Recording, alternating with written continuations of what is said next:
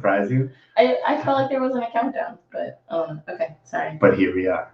Welcome to From the Ground Up podcast. We do have some corn snakes available, as we always do this time. Even in our normal voice when we talk, we have corn snakes available. We have most clutches, or no, almost all clutches are ready, at least some from all clutches. The ones who are eating, and obviously we're always trying to get more eating. This weekend, if you're in the Maryland area, we will be at, well, definitely Joe, possibly me, will be at the Havertide show in Maryland. Or Maryland, depending on where you're from. Maryland. My GPS says Maryland. I don't know. The girl at work used to always say she had like a real bad Philly accent. Maryland. Oh, Maryland. Okay, that's off subject. What else? We have t-shirts as always, spring tails. Tails that are springing, and that's pretty much it. We have Eastern black king snakes that I have tried to feed and no one wants to eat. Yeah. So yeah, we have a lot. On the king snake and it's like we have like 6 people. Well, or I think that whole clutch is pretty much accounted for. It's like, hey, sorry. That's always the worst, man, when people are waiting for things and you don't get them started, and I feel bad. And sorry, guys, but I do my best. But thank you all so much for being here. And today we have on a field herper, which will be a great. Which I love this field herper stories. Yes, absolutely. And today we have Noah Fields. You may know him as, I believe his handle is Noah_Fields on Instagram, as well as. If you can't remember that, that's pretty sad. NKFherping on YouTube. And Noah, thank you so much for being here. Welcome to From the Ground Up podcast. How's it going, man? Pretty good. Thank you for having me. Glad to be here. I'm excited. Of course. So I don't know the whole backstory of how you ended up in like West Texas for the summer. So give us a little info about that. Yeah. Okay. So I am originally from Georgia, and when I was in high school, one of my local friends in the Atlanta area actually got a teaching job as a professor at Sul Ross State University in West Texas. And I was a senior in high school, so I ended up going there for my first 2 years of college, and that's pretty much where I got started spending a lot of time in West Texas. But even further back than that, we went on family vacations. My whole family would go out to New Mexico and all that and just do family stuff, and I'd get a lot of field herping in out there, and that's where I originally fell in love with the area. So cool. So what did you do to like sustain yourself? Because it looked like on your YouTube, it just looks like you're just out there field herping every night and like sleeping during the day. Like, I don't know. Pretty much. So at the time I was making money from YouTube. So I had a little bit of money from YouTube that I was living off of. And I had money that I'd saved up from my real job in Georgia that I was doing that pretty much for a year of saving up money. So I had fallback funds. Obviously, I still have to pay certain bills like my car bill and all that. So it really was challenging to plan that out so that I can't be out there for 2 months at a time. The biggest help, I think, in all that was having somewhere to stay, because the buddy I was telling you about would go out of town. And when he's out of town, I basically have the house to myself under the condition that I'm house sitting and I'm taking care of the cats, taking care of the house. So that's how I was able to just kind of sleep all day in the air conditioning, because a lot of people go to West Texas and they're out all night. And then when you're out, it's hard to be motivated to stay out all night when you know that you don't have somewhere to sleep all day because you get kicked out of the hotel at 11 or whatever. So that was the biggest help in having that, is being able to sleep in the next day after staying out all night. Yeah, and that's just to make that leap. I mean, there's not many. I don't know anyone else. Are there other field herpers who would go for a summer and go somewhere else? And I don't think there's anyone out there right now, but I know it's I'm not the first person that's done that out there. There are people that, have built their lives around living in West Texas. They moved out there and, they work in Alpine and all that. Actually, the last summer, I spent the majority of the summer in a tent. So I actually camped out there pretty much all summer last summer, and the year before that, if I remember correctly. So that was rough. I didn't have the house the entire summer back then. And, it would really put a damper on my herping, because I know I'd be waking up by the sun at 9 o'clock in the morning because it'd be roasting in my tent. So it was definitely better this summer for sure. And I'm just thinking water and heat and just all those things for 2 months. How? I don't know. In my head, it doesn't seem possible, but clearly it is because you did it. When I say camping, it was kind of glorified like glamping because I was staying in an RV park with a shower and tent shelters. Okay. So it wasn't like I was just staking up my tent in the middle of the desert and getting by. I couldn't do that. I absolutely could not do that. That makes so much more sense. Yeah. I should have clarified that at first, but I figured it was complicated enough as is. So. And what is that? I mean, does it never get old as far as going to West Texas? I mean, oh my God, it's old after a week. Absolutely. If you're not finding, it's such a brutal area to herp. Like there's areas in the U.S. that you can go out and find dozens of snakes in any given day, and that's just not one of them. It's so rough sometimes, especially once and I've been going out there for I think, let's see, I started in 2014, so I'm going on. This was my 5th year, I think, of herping out there. So I've seen pretty much everything. And when I go out there now, it's just I want to see more alterna. And there's really only one snake out there I haven't found, and that's the lyre snake. But it's just so much work looking for those things, and the bycatch isn't that good. So I pretty much just go out there for the alterna now. And when you're not finding alterna, it's like finding alterna is like the highest high as a herper for me. And then not finding alterna or losing alterna or finding a dead alterna, it's devastating. So a lot of the time, when I'm out there, I'm just obsessing over, it's really a sickness. Like it's an addiction and it's bad. So that's a good way to sum it up. We didn't ask our initial question. You were ready to go full West Texas. Yes. For anyone who hasn't watched his videos or anything, we gotta back it up and say, okay, how did you get into and field herping, right? Well, reptiles, animals, and into field herping. So that goes way back as long as I can remember. Like I don't ever remember a time in my life when I wasn't into snakes. And a lot of that's thanks to my parents. They're both old school herpers. They both, their relationship didn't. I don't think my mom was a herper before she met my dad. But then once they met, they started, they'd go out in the field together. They'd go to reptile expos together. My mom was actually in labor with me at the ReptiCon. I think it was ReptiCon in Atlanta in 1997 when the day I was, but I didn't know that till yesterday. I found that out yesterday. So yeah, I pretty much grew up in a house surrounded by snakes. So I mean, you were born, or you were starting. You were starting to enter this world with. Yeah, and it's hard. The way I always tell people, if you grow up around snakes, it's not possible to not at least like them a little bit. So I think if everyone in the world was exposed to them at that young of an age, they would also become addicted like that. Was it? I mean, it must have been at least a little bit easier to sell the West Texas for your summers to your parents then.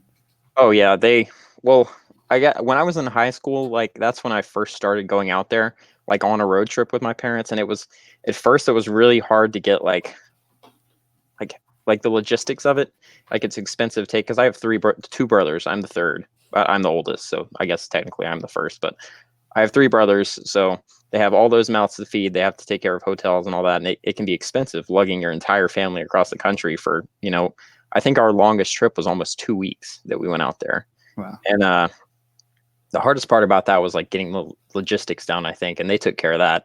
But we ended up actually taking some friends with us too, so it was not just we'd rent a rental van. We'd have this huge, I think Chrysler Town and Country, I think is what we got here, that we had a bunch of people with wood paneling and stuff. It wasn't an old Chrysler Town and Country, but it was the new ones, and it's a big van, and God, it's the worst thing to herp imaginable because you've got my parents in the front seat, and then all me, my buddy Daniel, and my 2 brothers in the back seat, and you have to push a button and the door opens so slow. If when you're road cruising, everyone's jumping out of the moving car, but you can't do that when you're in a van where you have to wait. You push this button and you sit there, whenever you're ready, door. And yeah, that was awful. But that was my first experience out there, was going out there with my family, and they wanted to go. It was just getting the logistics down that took a while, I think. And once that was done, they both love it out there. My dad loves it out there. My mom is obsessed. like my house right now is covered in like my mom wants to move to Texas now. It's basically Really? like, yeah, she loves it out there. So What part of Georgia are y'all in? so we're in southwestern metro Atlanta in a town called Noonan. That's the suburb that I live in. So that's where I grew up. Gotcha. So I'm assuming not much herping. It actually is, going. like, Really? it's my favorite place in the country to herp. Like I couldn't imagine myself living anywhere else just because there's so much here that's unique and so much to be discovered. Because it's not like West Texas where there's dozens of herpers out there every year that scour the place. It's like I'm the only person that's ever herped this area, and it's that to me is fun. Selfish question: do you have Eastern Kings there? Oh yeah, that's my cool. favorite. That's my Georgia. local. They just get so much cooler looking, in my opinion. Yeah, and the ones we have here are actually intergrades with black king snakes, a little bit of an intergrade. So the ones like actually here on my property look more like Eastern Kings, but if you drive to the next county over, you can find solid black king snakes. So that's cool. Yeah, it's really cool. I feel like Noah is our first guest who's like second generation. You know, most people are like, "Oh, I was catching things and then I got into and it." My but mom was like, "No snakes." Right. Usually the parents are like, or they'll just kind of go with it. But I think he's the first person who is like indoctrinate. How do you say that word? That word. That one. Like from the beginning. And I think that's cool that you grew up doing it. Yeah, absolutely. Like I have a lot of memories from my childhood, like playing video games with my brothers and tearing around, beating each other with lightsabers. But like my best memories from my childhood are like going on my first trips to certain areas with my dad and with my friends that I made, you know, because like my friends, like I had friends in high school and I had friends like in middle school, but my best friends growing up were my herper friends. So that's crazy. Like, I don't even, when we were growing up, you were just the weird one. You didn't have who wanted to go friends. catch things. You're still the weird one. and it was like that too. Like I was the weird one in my own way. So, but at the end of the day, I always knew that I had my herper friends to go hang out with on the weekends. So it was like, whatever. Didn't matter to get through the school day, the school week. No. I was like, oh my God, I need to get out of here. I need to go find snakes. It's April and I'm sitting in a classroom. Like that's my favorite thing about not being in high school anymore. Cause like I'm not in school right now at all, but I'm planning on finishing my degree in college. And like when you're in college, you have so much more flexibility. Like you can go to class in the morning and then go snake hunt that afternoon. So right. Secret, you don't even have to go to class. I don't want to leave a bad impression on any youth watching. I did way too much. The thing about college is that you don't actually even have to go to class. I can imagine him in high school. Like most kids in high school, like, oh, can I stay out till like 2 to go to this party? And Noah's like, can I stay out till 2 to like herp? Like, pretty much. And then no road cruising on weekdays. Yeah, I mean, you have those kids that like took off the first day of turkey season or deer hunting season. Well, I guess not in New Orleans, but no, but in Louisiana, I mean, hunting season first day and all that is a huge thing. I feel like some parishes, the whole school would probably close because there'd just be so many kids out. But that's a different world. So, what's some of your favorite animals? I mean, besides king snakes that you find out there? Oh. That king snakes are number one for me everywhere I go. The local variety is always what I'm looking for. But I'd say my favorite snake, actually, honestly, my number one snake here in Georgia to look for is Carolina pygmy rattlesnakes. Like they absolutely fascinate me. They're beautiful. They're rare. Like you go to some places and pygmy rattlesnakes are kind of like almost a trash snake. I don't like using that term, but that's how people treat them.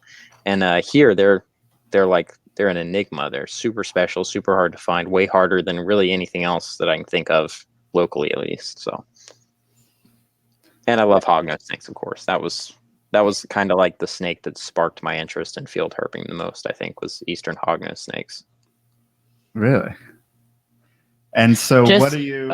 But what is it about the hognose? Is it, they're playing dead, or like, what is it about them?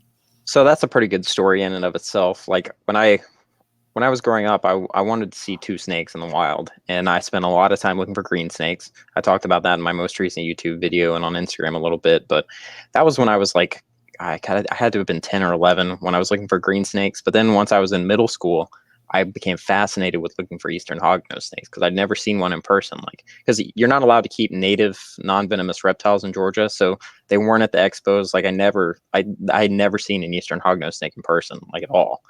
And I spent so much time looking for them, and they're in and of themselves a really tough snake to find in like the general area where I live. And one day I was just walking around on a friend's property, and there was a freaking eastern hognose snake sitting below my feet, and it was in an area that I was like, I walked through it, and I was like, this looks like good hognose snake habitat. And I was probably 12 or 13 at the time, maybe 14 at the oldest, and I was like, it blew my mind that like this spot that I thought looked good for these snakes actually had them. And since then, I can't think of a live eastern hognose I've seen in this area since then. Really? So, yeah. And it was that special of a moment that it was like, wow, I want to do this with other species now. And that's kind of where it really, like, it became an addiction more than like the kind of thing that I was like, oh, that's neat. Yeah, when you go out to West Texas for periods of time and doing all that, like you're very committed to herping in general. Like I think of like, you know, like the rock climbers who live at Yosemite so that they can climb every day. Yeah. You're like the herper version of that. Yeah, it really is. Like, I mean, I spent time with my family and my girlfriend while I was out there, but it like, other than that, that's all I did. Like, it's just 100% time consuming, especially when you're looking for something like alterna that's not like I talk about these other species like they're hard to find, but if you want to see an eastern hognose snake, it's almost guaranteed if you go to the right spot. There's nowhere that you can go and be like, oh, there's an alterna, whoop-de-doo. It's like you have to put 100% effort into finding those snakes, and that's what's so awesome about them to me. Yeah, so can you explain a little bit of, because we had someone on, a friend of ours, Stu Tennyson, like one of our first podcast guests, and he was like, he actually keeps records of when he finds alterna, all the conditions, all that stuff. And he says average about like 50 hours or so, he may find one alterna. Yeah. And he's been doing it since like the 70s. So I would think pretty decent at it. So it's like, what's your likelihood of finding an What's alterna? my numbers like? What are your numbers like? That's actually funny. I met Stu at the hotel in Sanderson. I think it was the first year I went to Sanderson. So, and that's a good place to start on my numbers, because my first trip ever where I was actually looking for alterna, I found 2 in the first night. And after that, it took me, I don't even want to put it, actually. So that was in 2015. I found 2 in the first night. We had, I think, 3 or 4 more nights in alterna range that trip. And no more alterna that trip.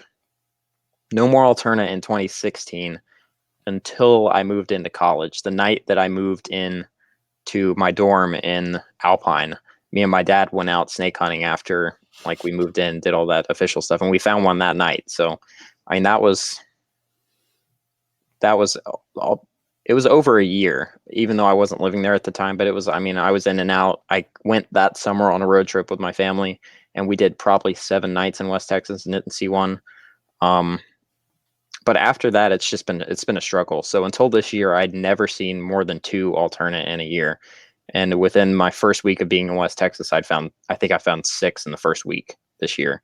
But then after that, I saw 2 more all summer. So it really, like, I couldn't put a number on how many hours on average it goes into it, especially considering like all alterna are hard to find, but there's easy localities, and then there's like hard localities, and then there's don't bother localities. So I spread my time evenly across those 3 classes of localities. And, you know, I have really good luck. I've had good luck in Sanderson this year. I consider that a pretty easy locality. But then even in Sanderson, there's certain cuts that are hard and certain cuts that are easy. So it really just depends on where you're talking specifically.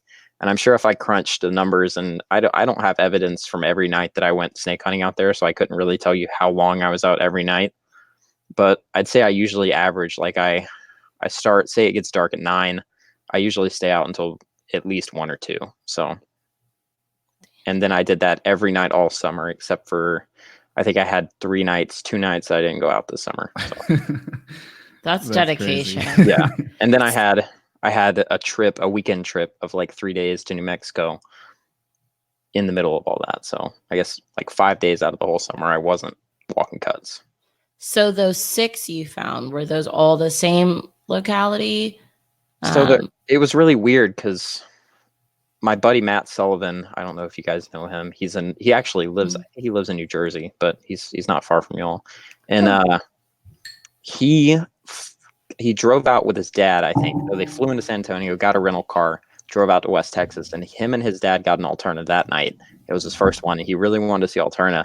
So he took his dad back to the airport because he had responsibilities, and then drove back out. Wow. extended That's his a stay. long drive, by the Yeah. way. For people who don't know what, Texas, that is a long It's drive. 5 hours to the airport from Sanderson, I think. And because he had to go to all the way to San Antonio. And he came back out. And I think his first night back, we got an alterna. Wow. Guys, it's hard to remember without looking at my records. I got another one. I think the night he got his, I got one the next night. And then there was like a 2-night gap. And then I got one with Matt the first night he was back. And then we got 3 the next night. And then another one the next night. So is that 5? I'm forgetting one. Was it like on special condition? Like, was the weather something? Yeah. Like, what do you think was the reason for that abundance in those couple of nights? And that's the thing that makes it so fascinating is there's no telling. Like, it felt good. Like, don't get me wrong. There's a very specific set of conditions you look for when you look for alterna. You look for wet but not soaking. So you want it to have gotten plenty of rain recently, and you want it to wind. People like wind. I don't know. It's probably because of the pressure drop that you get associated with wind is like barometric pressure. There's a storm coming in. So you want a storm before, but not still wet. And then you want a storm coming in, but not hitting yet. And you want it to be somewhere between 70 and 80 degrees. And every night of that, the night we got 3 in one night was perfect. It felt perfect. You could see lightning in the distance. It had rained. It had actually hailed. There was like an inch of hail on the road the night before that happened, which was crazy. And I guess that's probably and that's the thing about June. Like, that was in early June. West Texas is super dry. Like, you know how y'all get rain? You get rain in the springtime, like anywhere from March to all the way through the summer. And that's just an East Coast thing. Out there, they probably hadn't had rain, like a serious rainstorm in that area since the previous monsoon season, which would have been like 4 or 5 months since the last rain. Wow. But then you get all this rain that comes in late May and early June, and it saturates the environment. And pretty much it's like their springtime hits in June rather than in the first warm days of the year. And that's the best analogy that I've thought of is in the desert, the springtime doesn't really start till the rain comes. In the sense that we as East Coast people think of springtime. And are you typically finding males that are cruising around? Yeah, a lot of times you'll find males. I think most people see way more males than they see females. I've got like a weird 50-50 ratio for mine. But the ratio that time, I think we got 2 female. So the night we got 3, 2 of them were females. And then the next night we got another female. So it was weird. And that was on the North Sanderson cuts. And we got 2 females that one night, a male. And then the next night we got another female, which was really weird. And we hit that same cut several nights after, expecting, because they'll follow the pheromones of the males or of the females. The males. So that's what you'd expect to see, the opposite. But you never know. They're weird snakes. And are you visually sexing them, or are you popping them, or what are you doing? So generally, you can visually sex them, but a lot of time alterna aren't, as my buddy puts it, alterna aren't well hung. So a lot of times you do have to pop them. And they're allowing you to pop them? They're little guys. But they're still in the water. I mean, they're aren't very defense. bitey if they're not like... Oh, no, they're still. Generally, when I find an alterna, I catch it. It shits on me. It bites the shit out of me for like a minute straight, and then it never bites again. But bites.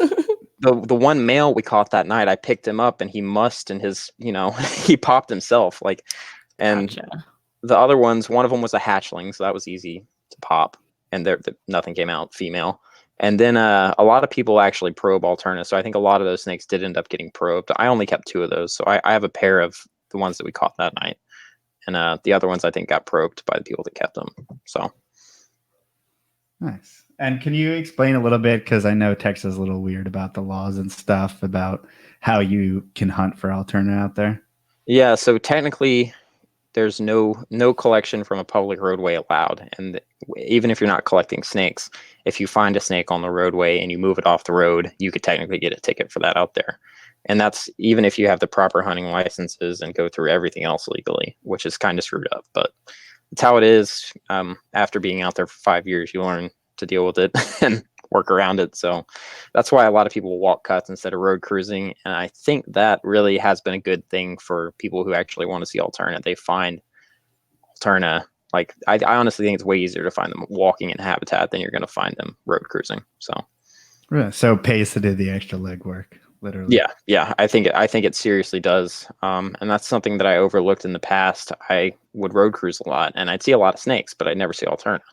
Mm-hmm. And I think that's part of why I had so much luck this year, because I did so much more walking than I did road cruising. And is it that these animals are rare, or are they just secretive? I don't think they're rare at all. I think they're actually an incredibly abundant snake, and that shows on these certain nights where they're just everywhere. Like that night that we found the 3 alterna, that was the most common snake we saw. And it's not to downplay how special that is to see 3 in a night, but it happens. Like, and especially back in the old days before the big collection waves hit, like I guess it was probably the 70s and early 80s when, people first started really hitting the cuts hard.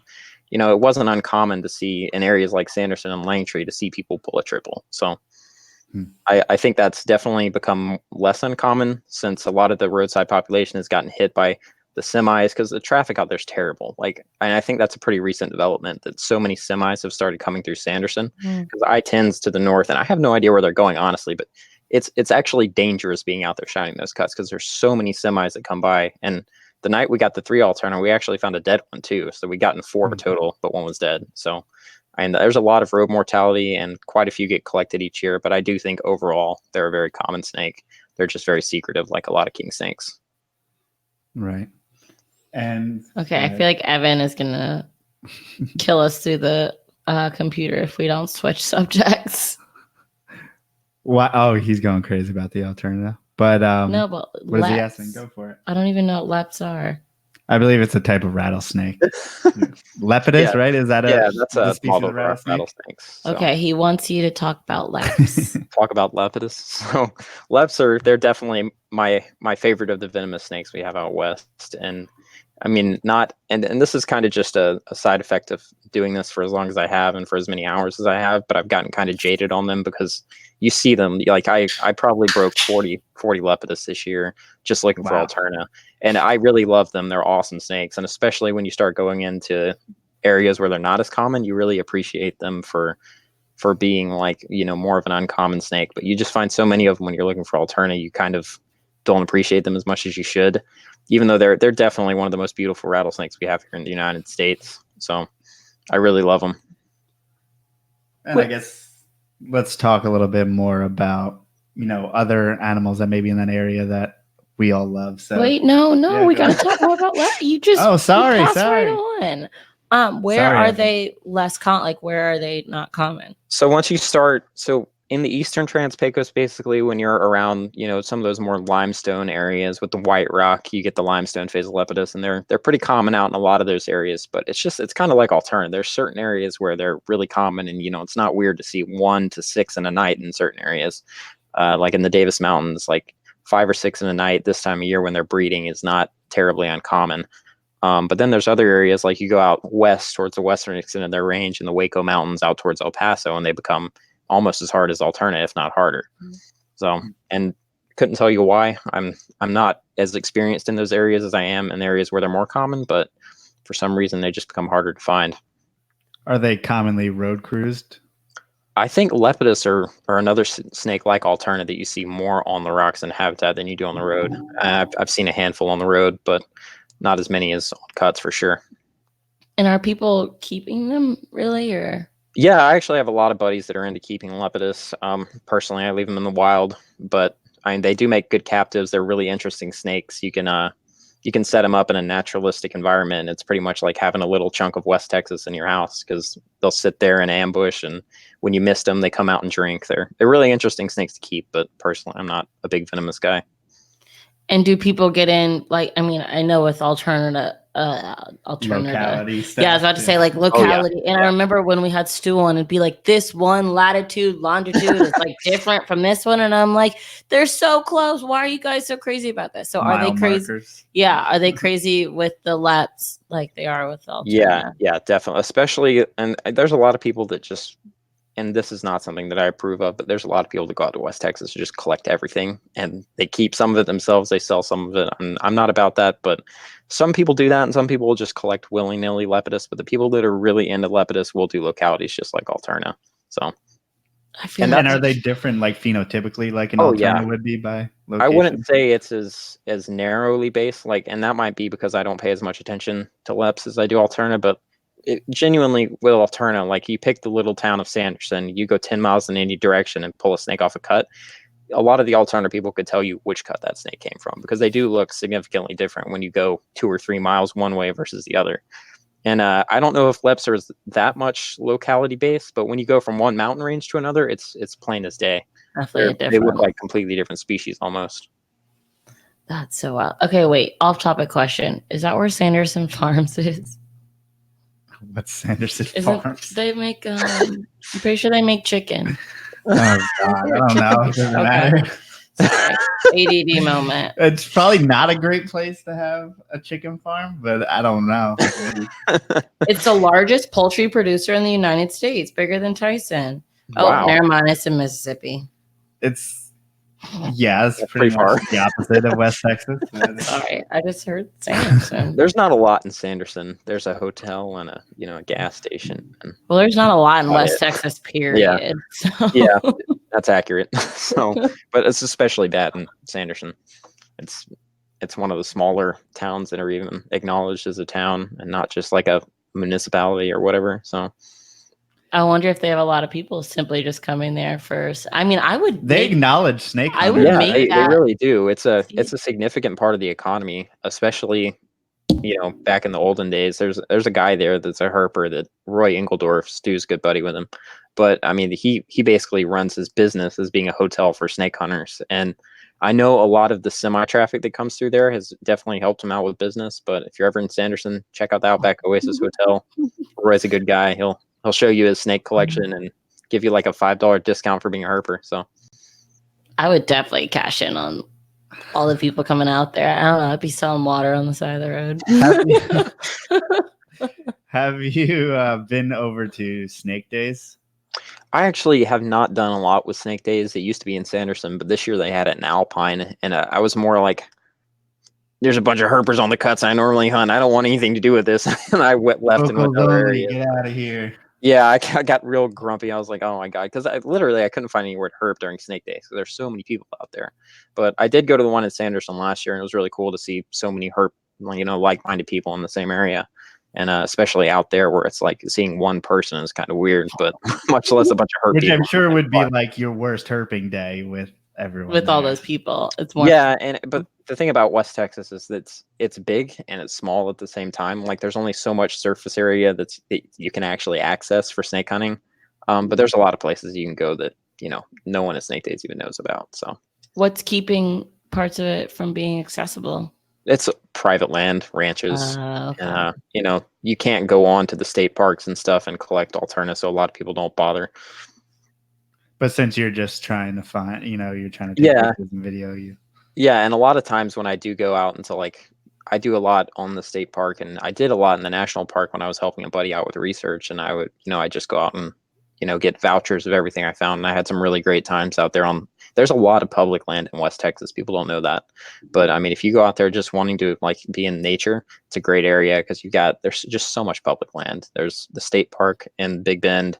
There's the national park in Big Bend. You got Black Cap W. May, Davis Mountain State Park. There's just so much land. Say that again. What did you just say? Black Gap. It's a wildlife management area. Oh, I thought you said something. It's a really cool locality. I thought he said Black Cap Doe May. I don't know what he said. I thought it was English, but gotcha.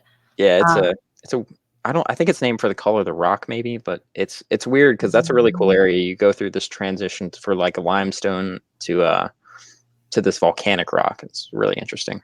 But. So do you find that the more you're out there, you get into the rock, all that other just nature in general? And that's herping in general, not just West Texas. Here in Georgia, I've started looking at plants and stuff.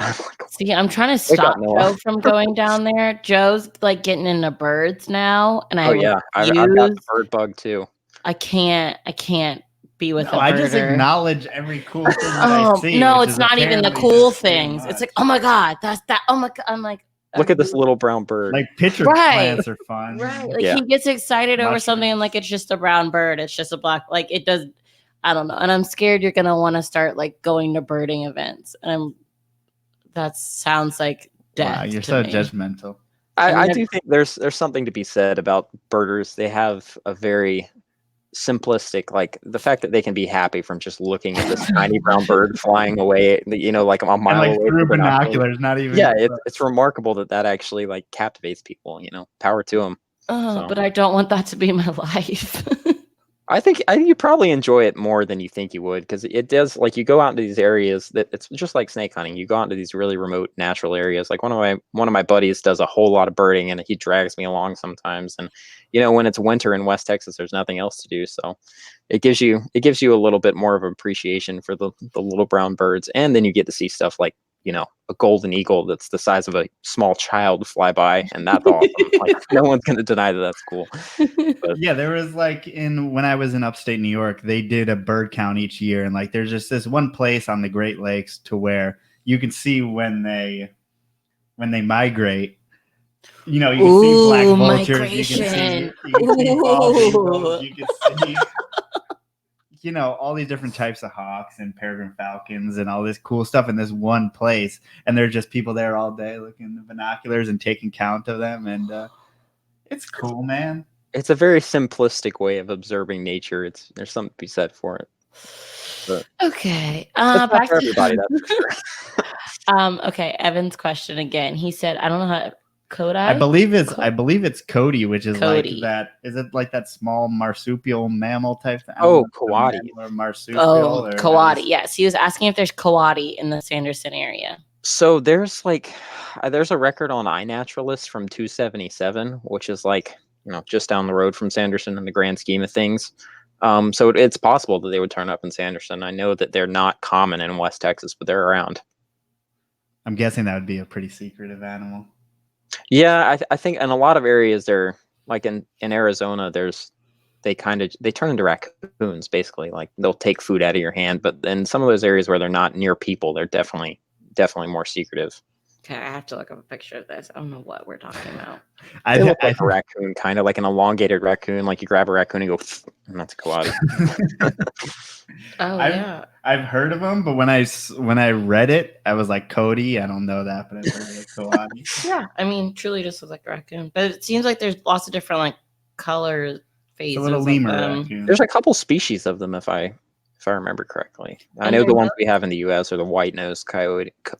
You got me saying coyote. White-nosed Coati. So. And where are they? They're just native to a bunch of different places? Yeah, they're mostly a Central American species, I think. Like a lot of places like down in Mexico and even maybe down to like Costa Rica and stuff.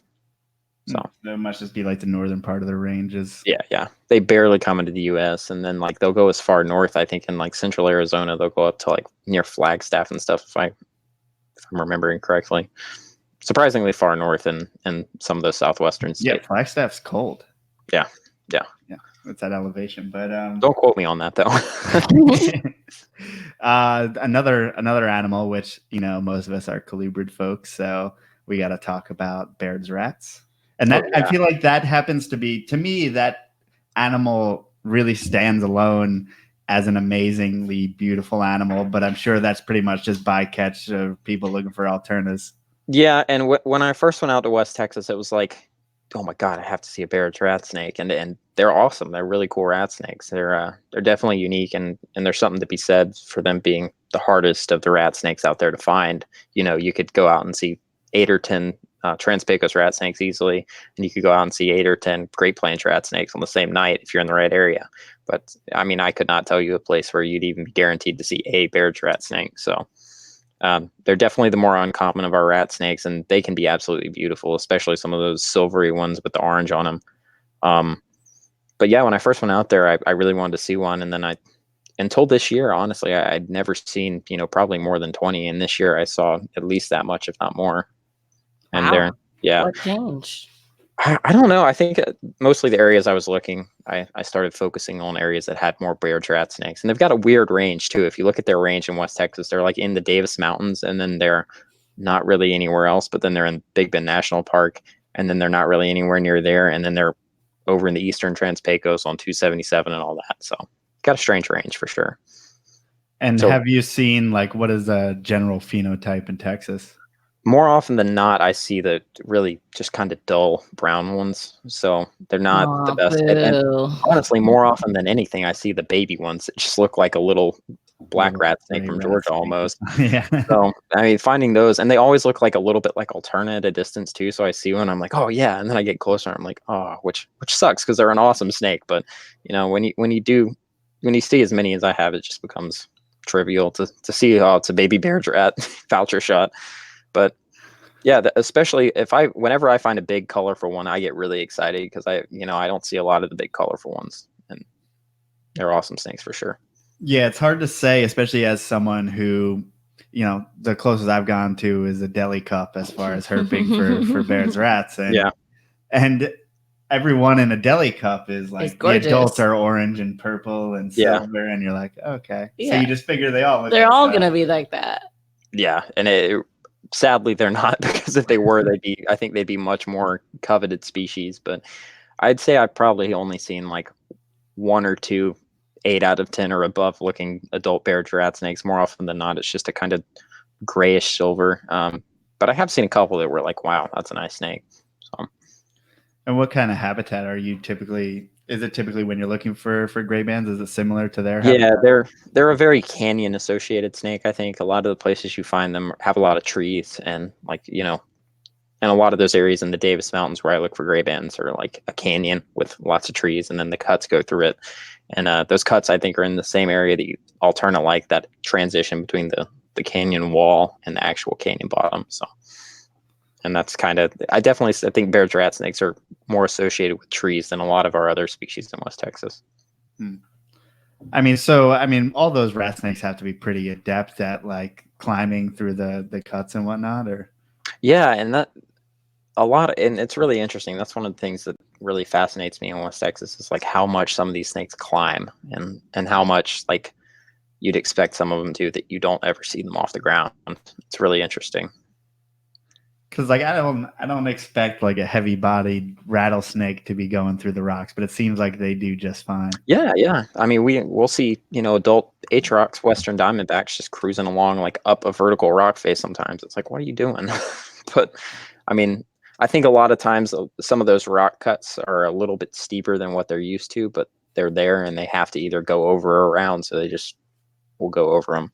I don't think it's much of like a preference. They don't like to hang out on the rock faces like things like Lepidus do. But and how often are you seeing things like potential prey? I mean, mammals or lizards.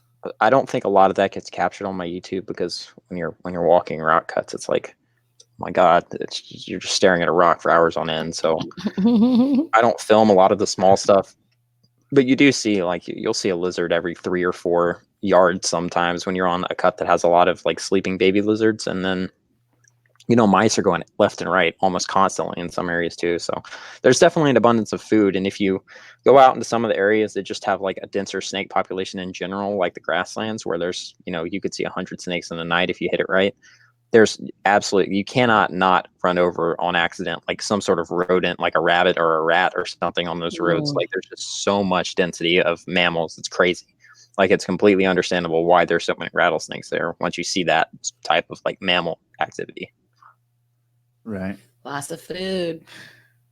Yeah, and it's just crazy how many species are in that particular area, and like they're all amazing. But obviously, Trans-Pecos is something that the Trans-Pecos rat snakes you mentioned before. So, are you seeing a similar situation, or those in a particular area? Those guys they're a really strange snake. They have like, there's one area down there that you can see, and it's basically like it's a very large area. But basically, if you're in the southern Big Bend region, they're real common there, and they're not as much of like a rock associated snake as a lot of people think they are. Like when I went out there, I was expecting to see them all over the cuts, and you don't really see as many of them on the cuts as you think. You see a lot of them cruising through this kind of like flat desert environment that that like exist along the Rio Grande down there, and it's a really hostile looking habitat for a snake, but they're there, and you don't see them. Like I said, they're not as much of a cut associated snake as a lot of people think. And are they pretty plentiful in the area?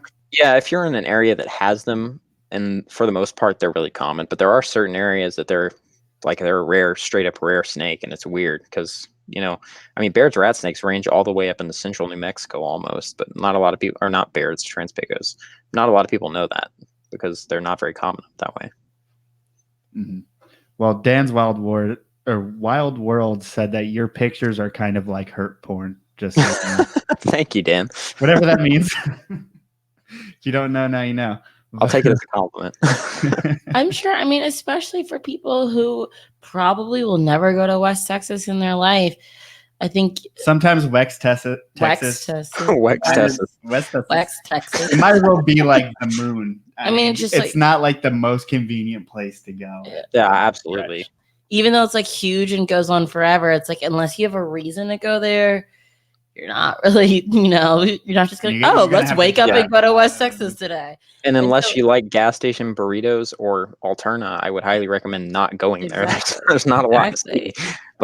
And so you get some life to it. I mean, I have I have a lot of views about it, but I've only been to like, a couple places. But just when he was in Abilene, that was rough. Which isn't even real. That's not even right. That's not even deep West Texas. No, Abilene, that's civilization when you but it was the ride from Dallas to Abilene. It's like, oh God, what do these people where'd everything go? Right, where it truly where is everything? But it gets nicer, like if you go. But then you go towards like El Paso, and it's just like Yeah, there's a 3-hour stretch of nothing between Alpine and El Paso. It's unbelievable, and it's really like it's awesome how much nothing there is in some places. And then once you need McDonald's or like when you need like a fast food or something, you're like, wait a second, or you need gasoline. There's you're paying over $3 a gallon, or you're running out of gas. So it's the land of inconveniences and alterna. It's what there is to say about it. So during the summer when you were staying at your friend's house, like how far out were you driving each night? It depends on I'd follow the weather more often than not, but if you're staying in Alpine, there's actually a surprising amount of conveniences there. You can get gas and food for a reasonable price, and you can also go to a rock cut that's less than 3 miles outside of town. So on nights where I felt like going close or I was a little tight on money, I just drive out to the close rock cuts. And honestly, that's one of my favorite areas to herp because the alterna there are a pain in the ass to find. Like it's like nothing I've ever seen, because I've done one of my favorite alterna. Actually, my favorite snake of any species I've ever caught came from one of those rock cuts that's less than 10 miles from Alpine. But since I found that snake, I've logged another 30 nights of herping. I think when I left, I was at 35 nights that I've hit that same rock cut. And this is, dark till after midnight, and I haven't seen another one. So it's you don't have to go far to find snakes if you're trying to save money. But, if you're trying to go find a snake in a certain area, sometimes you would have to, because if you're driving from one part of West Texas to the other, that's a 5-hour drive. So, yeah. So, I mean, how far could you drive in one night? As far as what's the furthest herping spot and the most far out herping spot you've gone to in West Texas? If you're base camping in Alpine and you're trying to go, you're feeling adventurous and want to go really far, you could go to 277, which is basically halfway to San Antonio, or you can go the other direction to the Waco Mountains, which is almost to El Paso. So I mean, that's Alpine is very centrally located town. That's why it's nice to stay there, because it's kind of smack in the middle of West Texas. You can hit anywhere from there. But then if you want to go to any of these other places that aren't relatively near the Davis Mountains or Sanderson, you're looking at a 3-hour drive one way. Damn. Okay, yeah. I had to look it up. I did not realize how close to. You're in Mexico. You're pretty much in Mexico. Oh, yeah. The town of Sanderson is I think it's 15 miles to Mexico from Sanderson if you just go straight south. And then Langtree, you can actually see the river in some places. And Lajitas and Terralingua, too, are right on the river. They call the river road because it drives along the Rio Grande, and you could throw a stone into Mexico from there. It's so stupid. How many times have I ever heard river road alterna or something in that aspect, but I never even thought of it. Like, oh yeah, it's probably right like near the Rio Grande. It is. So It's right there. Are there? So are you people going like, to Mexico? Sorry, I'm asking. Yeah. Do Well, you go we're to probably thinking Mexico a the lot? same thing. Like, Or well, no, you're probably not allowed. Like, what's the security like, or do people pass he you? can go there. So I've They been to just can't Mexico. come here. That's true. Oh my god. Yeah. The border security, like if you're going to Mexico, it's lax, but it's the other way around. Like when you're coming back to the Coming US from back. Mexico, that's when you get scrutinized. It's like, but I do have to, if you're driving to the River Road from Alpine, you have to go through border security that's like 30 miles north of the border. And that's like a lot of people have a big problem with that because it's like you're going through basically the border, like the border checkpoint, but you're Still be in into America. Yeah. Hmm. And it really is quite annoying that you can, have your car forcibly searched when you're not doing anything besides driving around in the United States. Right. Yeah, and really the immigration and drug trafficking in West Texas it's not a big deal like it is in other parts of the border country. I feel like that wouldn't be a very easy place to walk it's over. not because That that's seems like like a talk terrible about idea. harsh. Yeah, it's suicide if you try to cross in the remote areas. Like no one does that.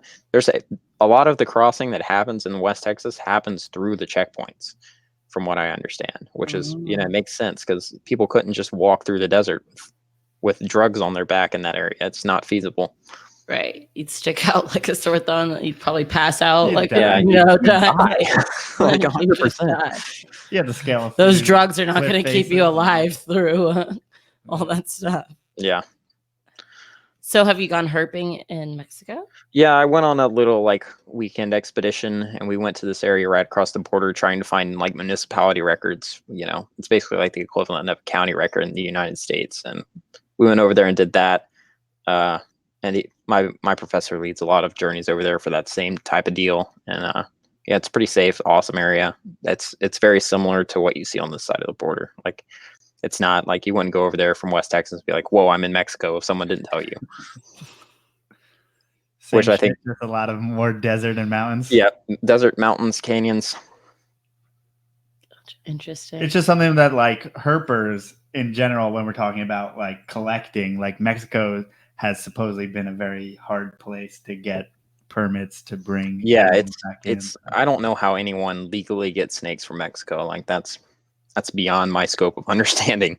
I know with the university, we were trying to get specimens, like DOR specimens, back across the border. And as far as I know, those snakes are still in a jar in some old lady's house in Mexico right now. So, wait, you can't even take dead snakes? Like what? That's smuggling. It's weird because, like, yeah, like if you apply that to another animal that has like a product that's useful, that's smuggling. So they have to treat it equally across the board, even if it's for science. When Ari went to PNG, he needed to make sure, like, if he took blood work and stuff, he needed to get permits for that, I believe. For blood? For like, if you want to bring any piece of the animal back. Well, all of it is inclusive. There's probably someone in Asia that needs blood of like a baboon for their herbal tonic or whatever. Like, there's all sorts of people out. Like, who would think that the horn of a rhino would be of any use? And you kind of have to apply that to everything. Like, that is the best way to get a boner, I heard. Horn of rhino. You gotta powder up the rhino horn, but You're gross. I'm kidding, guys. Don't try that. Stop. Like someone's just getting a horn of a rhino, you know. Where are they getting that from? It's obviously a joke. But yeah. Now I got myself off track here. Yeah, with that great joke there. It's so good. So do you feel like, or now that you've been doing this for so many years, do you have like friends or other people like wanting you to take them out to these places and kind of not tours, but you know what I mean? Something like that. Yeah. And like, it's kind of like a trade. Like you've got buddies, like all these herper people have friends in other states and they'll fly out and visit each other. And then I'll fly out and visit someone. And it's all like exchanging favors, kind of just like spreading your knowledge. You show me yours, I'll show you mine. Yeah, pretty much. So it's not as much of a tour as it is like just like that. Show me yours, I'll show you mine. So, And and I think that creates problems too, because there's so many people out there that are loose-lipped about that sort of thing. So you have someone that you trust, and then you show them yours, and then they show you theirs, but then you don't tell And they anybody show about everyone theirs. else. Yeah, and then suddenly you run into a random person from the internet in your backyard flipping your tent. So that sounds pretty personal. that didn't actually happen, but it wouldn't surprise me if it does. So. And so, I mean, obviously the little bit of herping we go out, it's just like flipping logs, whatever. But in the desert, there's not all these like logs and things you're flipping. I'm leading towards a question, but I don't know what it is. Like, what are you? It's gonna dump. Like, what are you looking under? I guess. Okay, so I get what you're saying, and that's like, it's a complete other world than East Coast herping. Like, if you're turning over garbage looking for snakes out there, you're hardly going to find anything. It's so dry. I think a lot of what makes flipping stuff out here good is that there's that moisture seal, Mm-hmm. and a lot of snakes will use that for shedding and stuff like that. And out there's not as much of a moisture seal, and there's no springtime, and there's not really a fall. Like, it's like, I think a lot of the factors that make actually turning stuff over and finding snakes out there kind of redundant.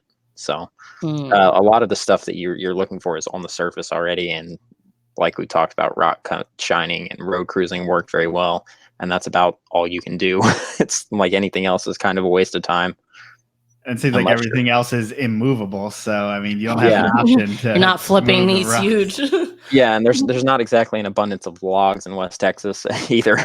So it kind of depends on where you are. There are certain areas that it's piqued my interest. Like, I wonder if that would work here. But So then when you come back and you do like Georgia herping and stuff, is it like easy to you now since honestly, you're out, or no, just different? it's harder, and like everything about West Texas, when I say it's hard to herp if you're looking for alterna. If you're not looking for alterna, you're going to have a grand old time. And that's the distinction. Like, if you come back to Georgia and you're looking for, it'd be harder to find any snake in Georgia, like anything at all, than it would be to go out into West Texas and find a snake, I think.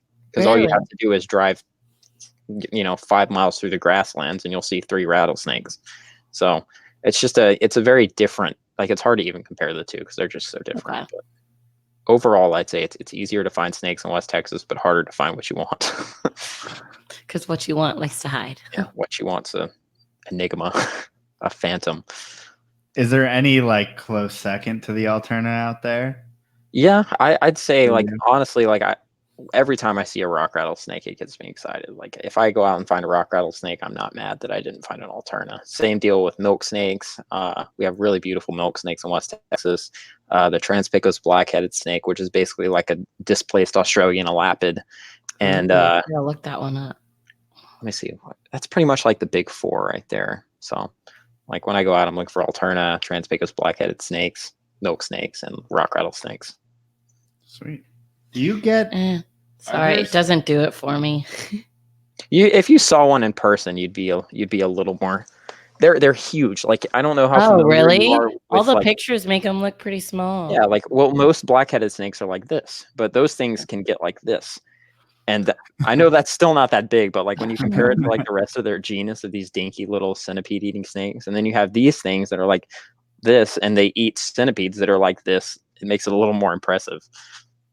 Yeah. And they do have, like, that thing has to have some really weird venom going on to be able to take down a centipede of equal size. Like, and that's what fascinates. I think that's what fascinates me the most about them, is that we don't know a lot about them. And is that studied, and do you handle them? no, they're not. Like, we don't know anything about the toxicity of their venom. And I've been bit by several and nothing's happened, but you can get bit by several coral snakes and nothing will happen. Then the next time you get bit, you'll drop dead.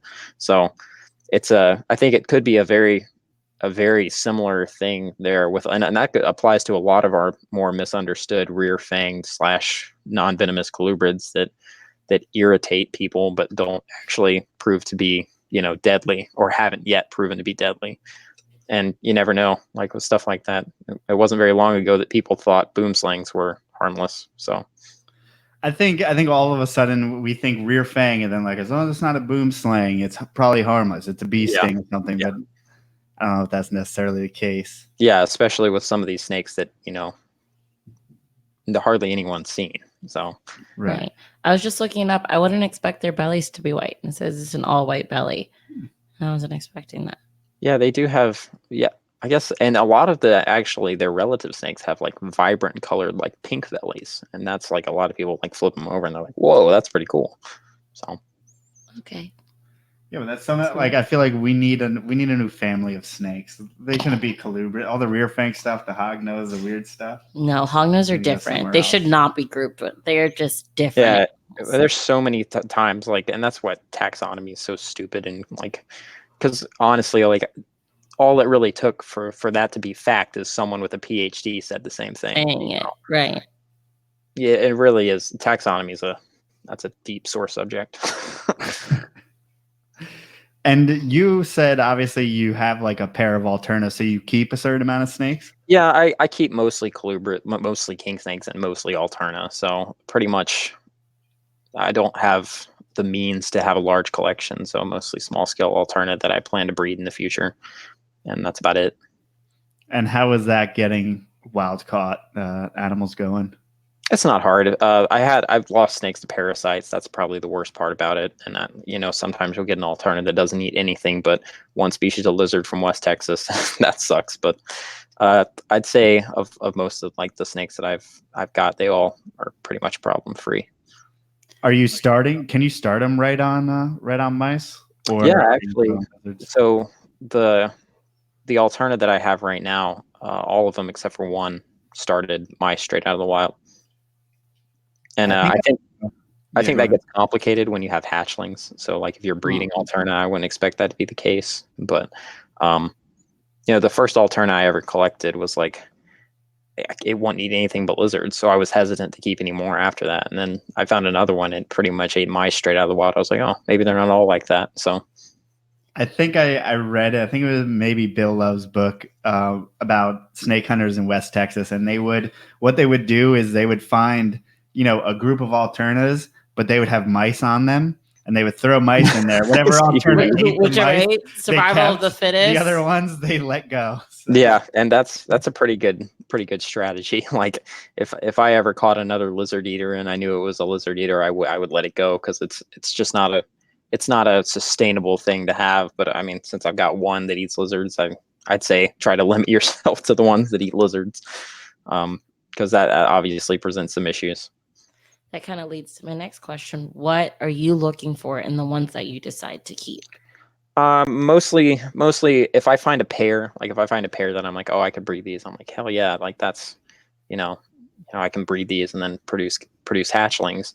So that's been a lot of the ones that I've found that have been pairs. Like, I guess that hasn't happened but twice, but when I have a pair, I'm like, yeah, I'm going to keep that. And otherwise it's going to have to be something that comes from a place that I'm like, I want to see one from here, and I'd like to keep these and breed them. So it's specific localities mostly, and a lot of weight gets put on whether you're going to collect something or not, because it's not like you're buying it in Expo. You're like taking it from the wild, and a lot of times like you have to consider that. So I think it's something that shouldn't be taken lightly. Are the Christmas Mountains one that Stu would talk about, or am I making that up? Well, yeah. But remember, we almost got that Baird pair from the Christmas Mountains. That's what I thought. Yeah. Yeah. So, and that's in West Texas. Yes. Have you been there? Yeah. That's a sore subject. The Christmas Mountains. The Christmas Mountains actually. No, I thought the Christmas. Well, but Stu talked about the Christmas Mountains.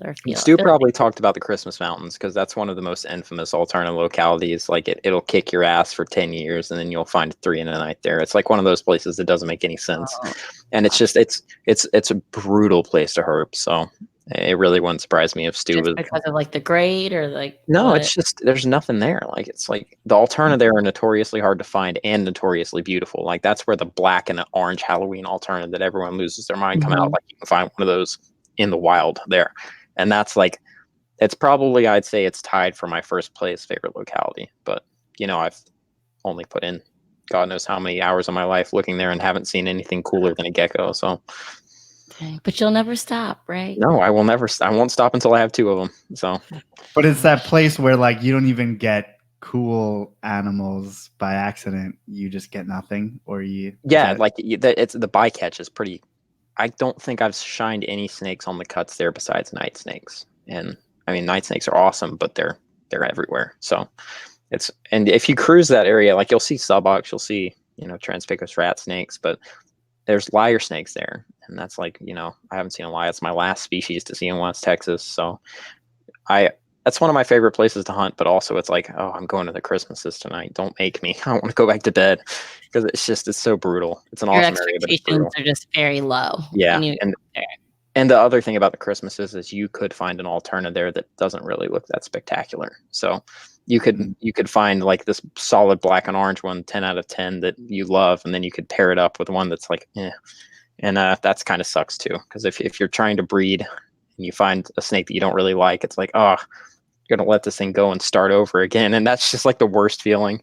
But I mean, you could always throw some nice F1s from an ugly dad or something, so you never know.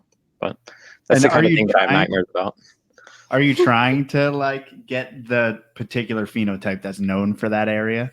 Yeah, generally, like when I want an exceptional individual if I'm going to collect it, but also, it's the kind of thing I want a unique one too. I don't want the same Christmas Mountains alternative that everyone else has.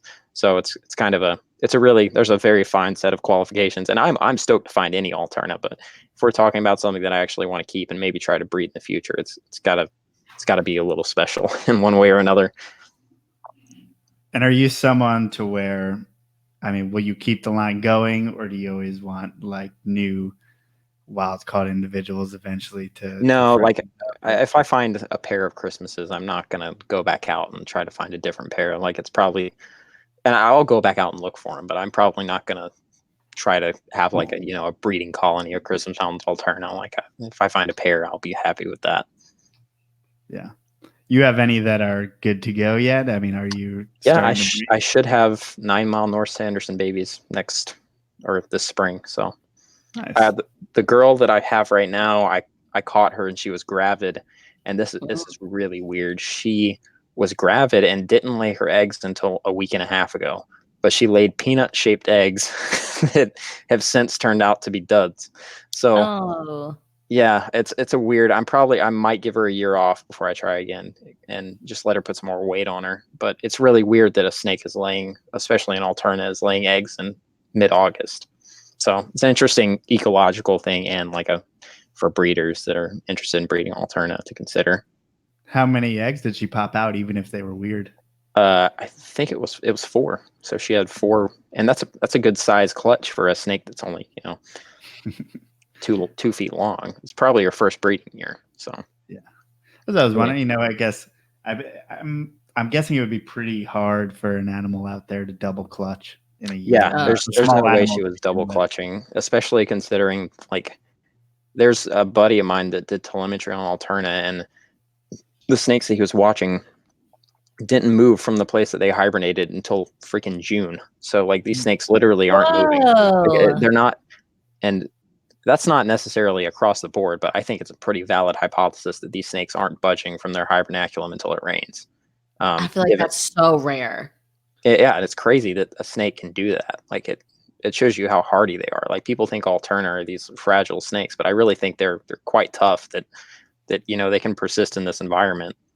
So it's a fascinating thing to think about. If these snakes are really genuinely going into hibernation, and and maybe even as late as December, people find alterna that late in the year sometimes, and dead ones on the road. So, that's a bit easier to find than a live one, but they move well into the year and probably will move in the wintertime if the appropriate conditions arise. And that is absolutely fascinating to me. What's the typical weather out there in winter? In winter? So I've always said it's pretty comparable to Georgia, but it doesn't rain. So it's you'll get days that are almost 80 degrees and beautiful, but you're not going to find anything on those days. Because actually there was one day in February, the first week of February, that I found a couple snakes out, and I've also found snakes in December. So it's not the be all end all that they're not going to be out. It's just not as easy as finding them in the winter here, even though the weather's nice. So yeah, seems like one of those things where if it's a nice day, they may come out for a day. And yeah, I find it interesting, and this is the craziest thing about it to me. We had a huge snowstorm in 2017, I want to say. And the day the sun came out after the snowstorm, I found a diamondback rattlesnake and a night snake and a bunch of lizards. But I didn't see another snake all winter. because there's moisture there. It's a completely moisture dependent process out there. Whereas out here, it's like, it's just got to be sunny and warm, and you'll have winter activity in snakes. So It's like, I almost like wonder how much they drink at all. Like, Yeah. how do they get water at all? And that's why, like, I don't think putting a water bowl in with your alterna is necessarily, like, if you're trying to emulate their natural environment, I think that's going to freak them out, because you're going to be like, I think they're the kind of snake that, like, maybe misting them would be a more appropriate way of watering them. Like, it's a really interesting thing, because if you're trying to emulate the native environment, which is something that I'm interested in doing, it's like, you have to take into consideration that, like, you know, how Dry often as do these hell. snakes really drink in the wild? But at the same time, sometimes a snake in the wild could die from not getting rain in time. So you never know. So what is your setup like for your alterna? So I'm currently in the process of setting up naturalistic tanks for them, which is not something that a lot of people are doing with alterna. So it's kind of scary, because it's like I could screw up and lose these snakes that, you know, I put 30 nights into finding. But, you know, I have small collections, so I think it's the kind of thing that, you know, if I'm putting enough effort You can into, give the attention to it. yeah, I've got the native rock in there, and that's basically like the premise that I'm trying to get the native rock in there and kind of emulate a native environment in their cages. So, and I've got some that are just on aspen and tubs right now, because I don't have, you know, cages set up. I don't have enough rock from the area. So that's something to do next year, something to look forward to actually, like, working on next season. So So you're gonna spend a summer in Georgia and not in well, Texas?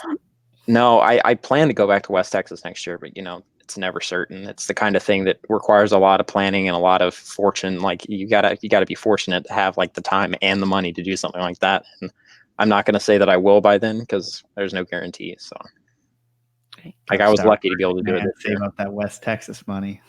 Yeah, it's a thing that, like, it really, like, something could happen and I could have to spend an extra $300 and it could screw over my plans to do something like that. So, Right.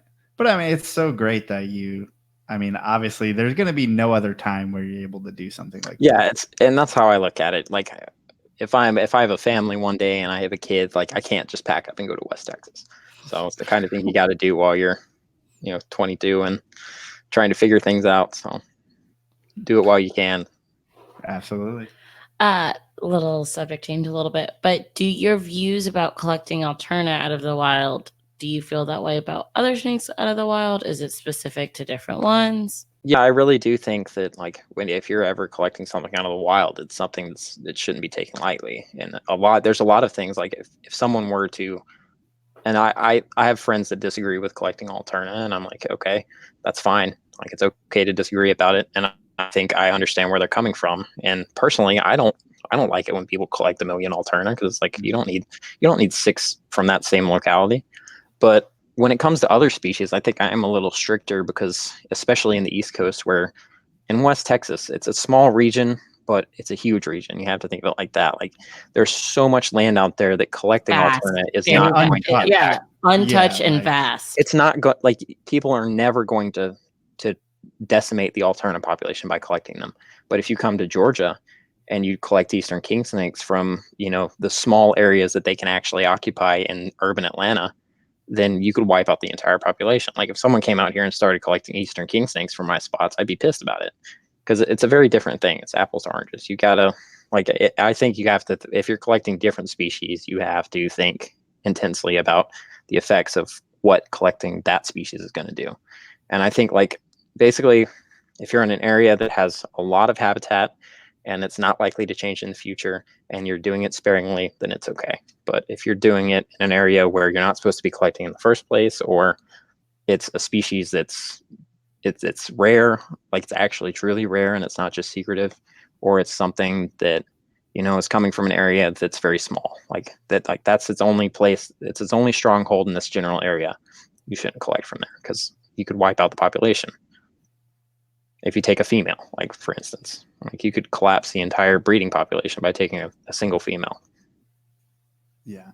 It's just, I don't know. I hope, luckily, our hobby as reptile keepers has progressed to the point where there's not really any reason to collect, at least native species for the most part. I mean, whoever does that, man, like there's just no you can get an Eastern king snake for $25 at a reptile shop. And that's like it's the kind of thing that it's a very specific, like there's a very specific set of reasons for you to be collecting something. And if you're looking for something, like you said, just a generic looking Eastern king snake, there's no reason to collect one yourself. And there's not a lot of places where you could legally and feasibly do so either, because a lot of places are protecting them. They're protected in Georgia. You can't collect any native species here, and you also can't keep a corn snake. That was my next. That was my next thing. I wanted to ask, what do you think about that? Because that really makes me angry. I think it's a ridiculous set of laws, but personally, it's like I can understand how it could affect you guys, but for me, it's like, good. No one's coming to my spots and collecting snakes, but I could understand whereas like as someone that bases themselves more out of the keeping hobby, where it can be frustrating because you can't sell corn snakes at ReptiCon.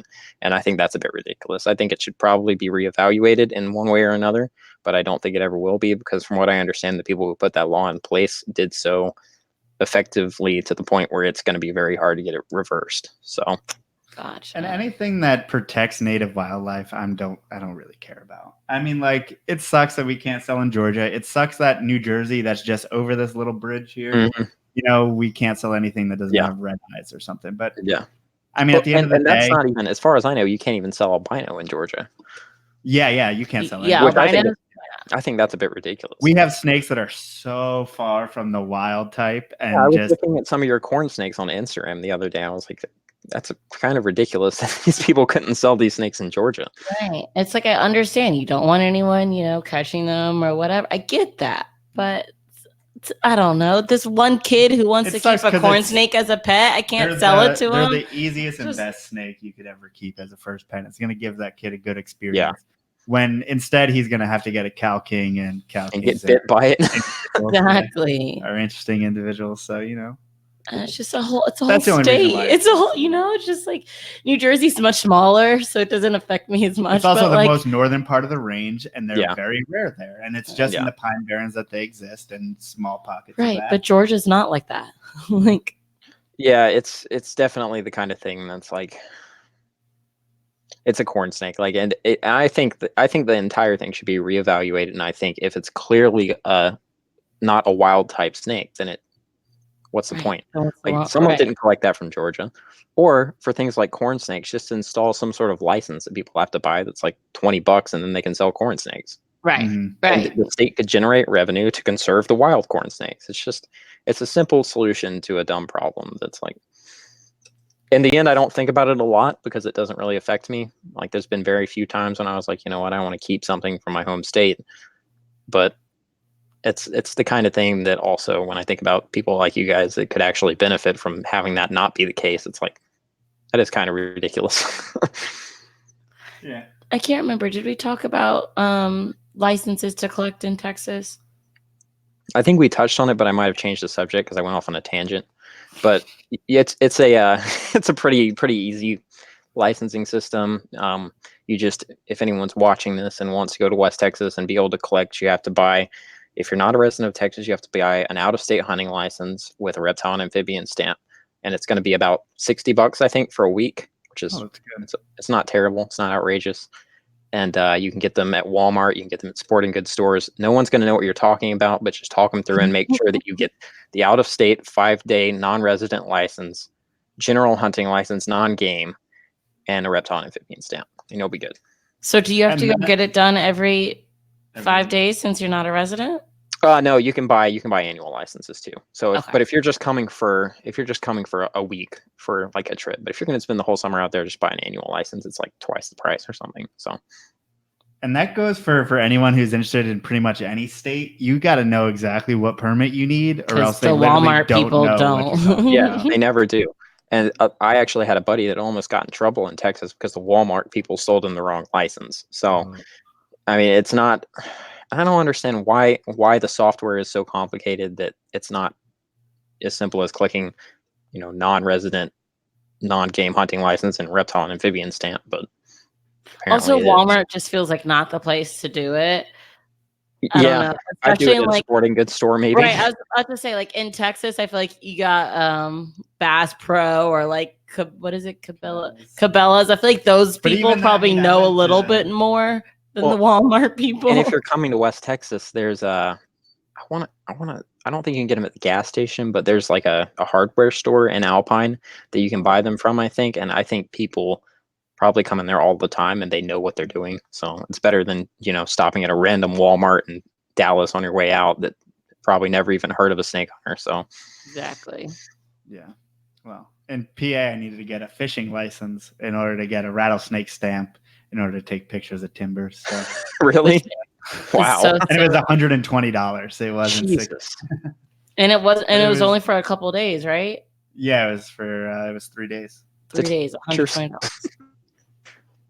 And I don't understand why it's like under the fishing aspect, but took forever to find out what I needed to get. So so it's very confusing. And you need reflective vests and stuff. Yeah, as well.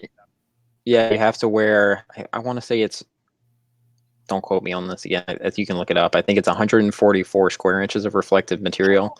So just buy a construction vest. You're getting out there measuring. Wait. Historically, there were game wardens that would measure the square inches of the reflective material on your vest, but I don't think that's a problem in 2019. No one's going out there and checking you at 9 p.m., 10 p.m. at night, measuring your reflective gear. I would really hope not in 2019, but you never know. The law enforcement out there is something else. So. Do they harass you to any degree? How often are you seeing law enforcement out there?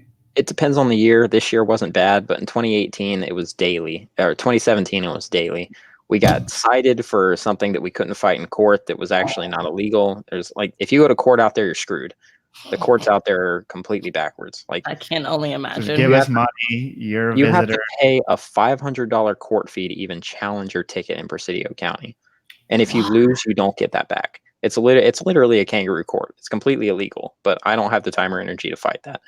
But if the advice I would give is if you follow those rules and you don't get caught road cruising, you're fine. But just it's a nightly thing out there. Expect to get pulled over while you're snake hunting. So, and not always by game wardens. Like the cops out there, like the city cops, the county cops are interested in what you're doing because of things like immigration and stuff. Like there's people walking around with flashlights. They're going to see what you're doing. So, if you're watching this and planning on going to West Texas, just, don't bring any weed with you and watch over your shoulder if you're doing anything illegal. So be responsible with your illegal, illicit activity. I shouldn't reveal anything about it, but everyone says West Texas is a worse place to drive with pot. They said you're gonna get pulled over, 100%. A lot of the Southwest they're gonna, because they're gonna check your car.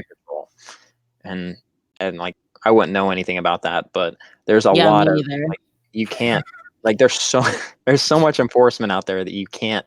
It's just not worth the risk. So. And it's I know a lot of people like Colorado being where it is. Yeah, they just come right down and they're like, "Oh, we'll drive right through Texas," and it's it's so bad. I got pulled over right from when I was moving from Colorado to Texas. And from where? Colorado. You just said Colorado. There's something wrong with what? Colorado. But I got pulled over. Colorado. As soon as I got to New Mexico, I got pulled over. Yeah. Yeah, because they're just waiting for people. And it was state line cops know the things that they can nitpick about because it's you're technically in a different state now. It's that way. That state line stuff's applicable anywhere you're traveling. Just be wary around state lines. But I mean, if you say that you're snake hunting, are they like, only good snake's a dead snake, get out of here, kid? Or what's their reaction usually? Oh, usually they'll say the only good snake's a dead snake and then just drive away. But I mean, sometimes you will have cops that'll call a game warden to make sure you're licensed. I know a buddy that had a state trooper sit there and wait till a game warden showed up to check his license. Wow. At 10 at night? Later, sometimes the herpers are out there till 3 a.m. and actually I only got pulled over during one 24-hour time span this year. And I got pulled over 4 times, if I remember correctly, in the same night. And it was because there was a music festival in town. And they were profiling everybody looking for drugs. And I was just trying to play Pokemon Go and look for snakes. And I got pulled over 3 times, once of which was by Border Patrol, and all of which were between 3 and 6 in the morning. And they just didn't have anything better to do. Yeah. And I think they were all nice, but it's like, come on. Your buddy, you just watched me get pulled over by your buddy. By your friend. I swear to God, this guy watched us get pulled over. And we didn't get pulled over, but this guy actually just rolled up and asked us what we were doing, didn't light us up or anything. And then he pulled into the gas station and was sitting with a sheriff. And we drove by, and the sheriff pulled out and pulled us over. I was like, oh my goodness. So he must have not had jurisdiction on whatever Or you're doing for some reason. Or he So, thought like sure. they would like pull it back out once they thought they got it. Whatever it is they were hiding. He thought, oh, they'd be like, oh, we're in the clear. Let's light it up. It was ridiculous. But that's just, I mean, if you're ever in West Texas, just obey the laws for a week and you'll be good.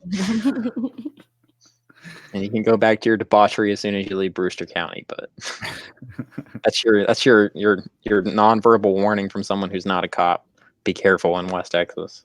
That's what I've heard a lot. Yeah, and I can imagine, on long nights when you're gathering with all your friends, like, yeah, some people are going to be doing the wrong thing. So right.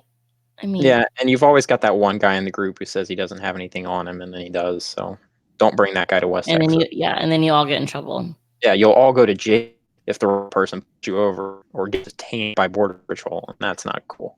Yeah. Because, I can imagine, just, they probably are not, they're not exactly going crazy about their wildlife. They're not pulling you over because you're worried. They're worried about, the Texas wildlife and whatnot. No, not. Yeah, none of those guys actually care about snakes. Are you kidding me? No, there's actually some of the game wardens actually do. I was just about to ask that. I feel like some of the wardens should. It's a new development, but it's a good thing, I think. So, yeah. Well, our time in Texas, at least in West Texas, at Texas Parks and Wildlife, unfortunately, doesn't do the steps appropriate to protect their native snake species. So yeah, based on the fact that the people at the Sweetwater Rattlesnake Roundup don't have. Have you been to that? No.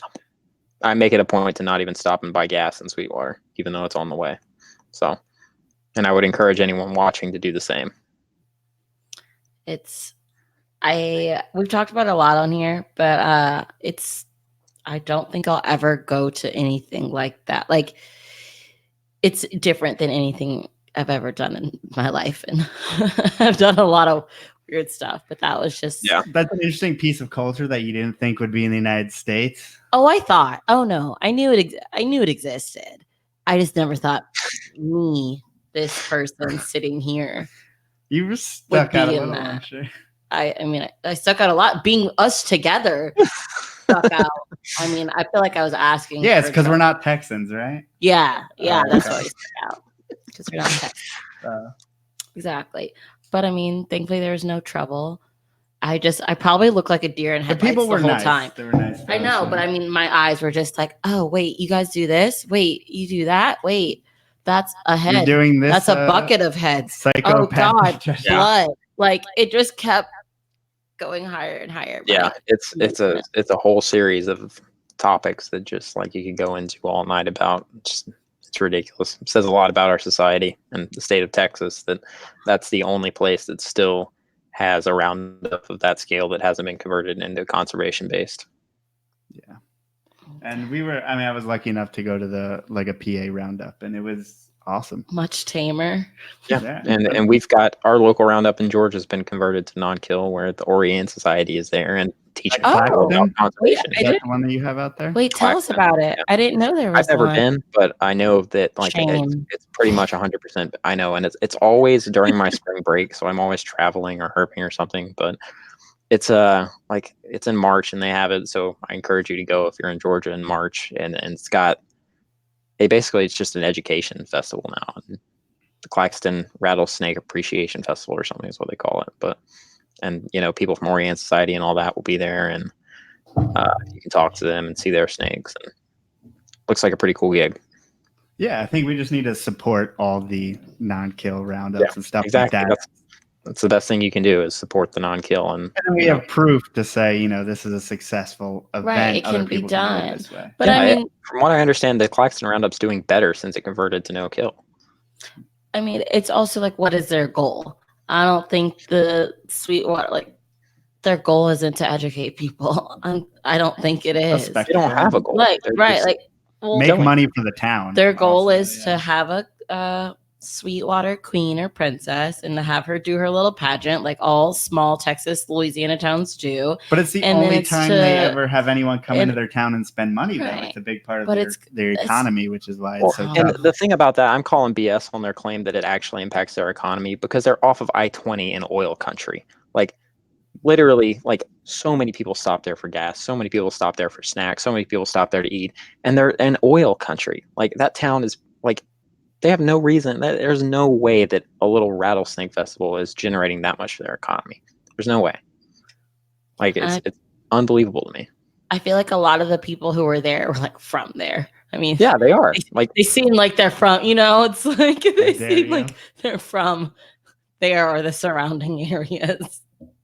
And they all seem to be under the impression that Sweetwater has a bigger rattlesnake problem than the rest of the world, quote unquote problem. Yeah, when in reality, everywhere else in Texas has just as many rattlesnakes. Right. And they always have like a justification for how they collect it. Like, we got into some talks with random people online. And they're like, oh no, but the gassing, this is why we like blah, blah, blah, blah. There's a reason. And when you try to offer like, oh, but why can't you do this? They always have a reason for why can't they do it. If they had to hunt rattlesnakes like you have to do alterna, I would feel okay about it. But they don't. They can just walk up to a den and get 50 of them. Yeah. And then they use that as justification for them having too many rattlesnakes. Like, you found a hibernaculum, sick. Like, it's ridiculous to me. Yeah.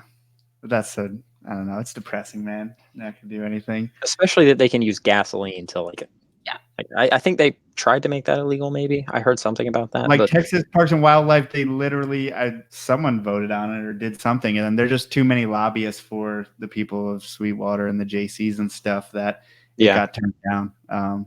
So they did try to make it illegal and it got turned down. Yeah, that's ridiculous.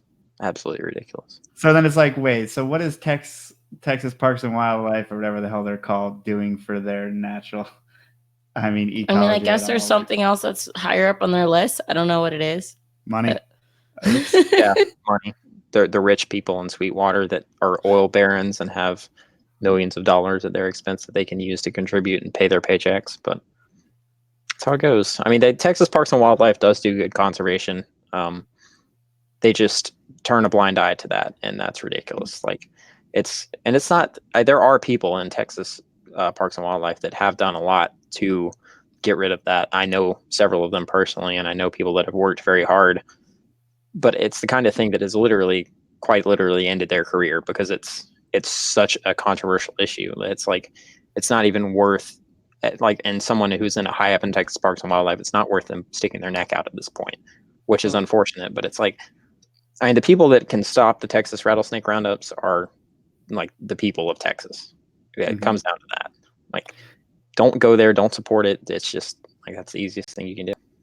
And you're always discounted. The biggest argument we got is that because we're city folks, that's why we don't know. Yeah, we're yuppies. Yeah, you don't know anything about rattlesnakes because you're city folks or because you don't live in Texas. City folks. It's like, oh my god. Yeah, we're two yuppies. We lived in Dallas. You knew. That's like the worst thing you could ever be from. Yeah, Sweetwater. They don't like Dallas or big city people.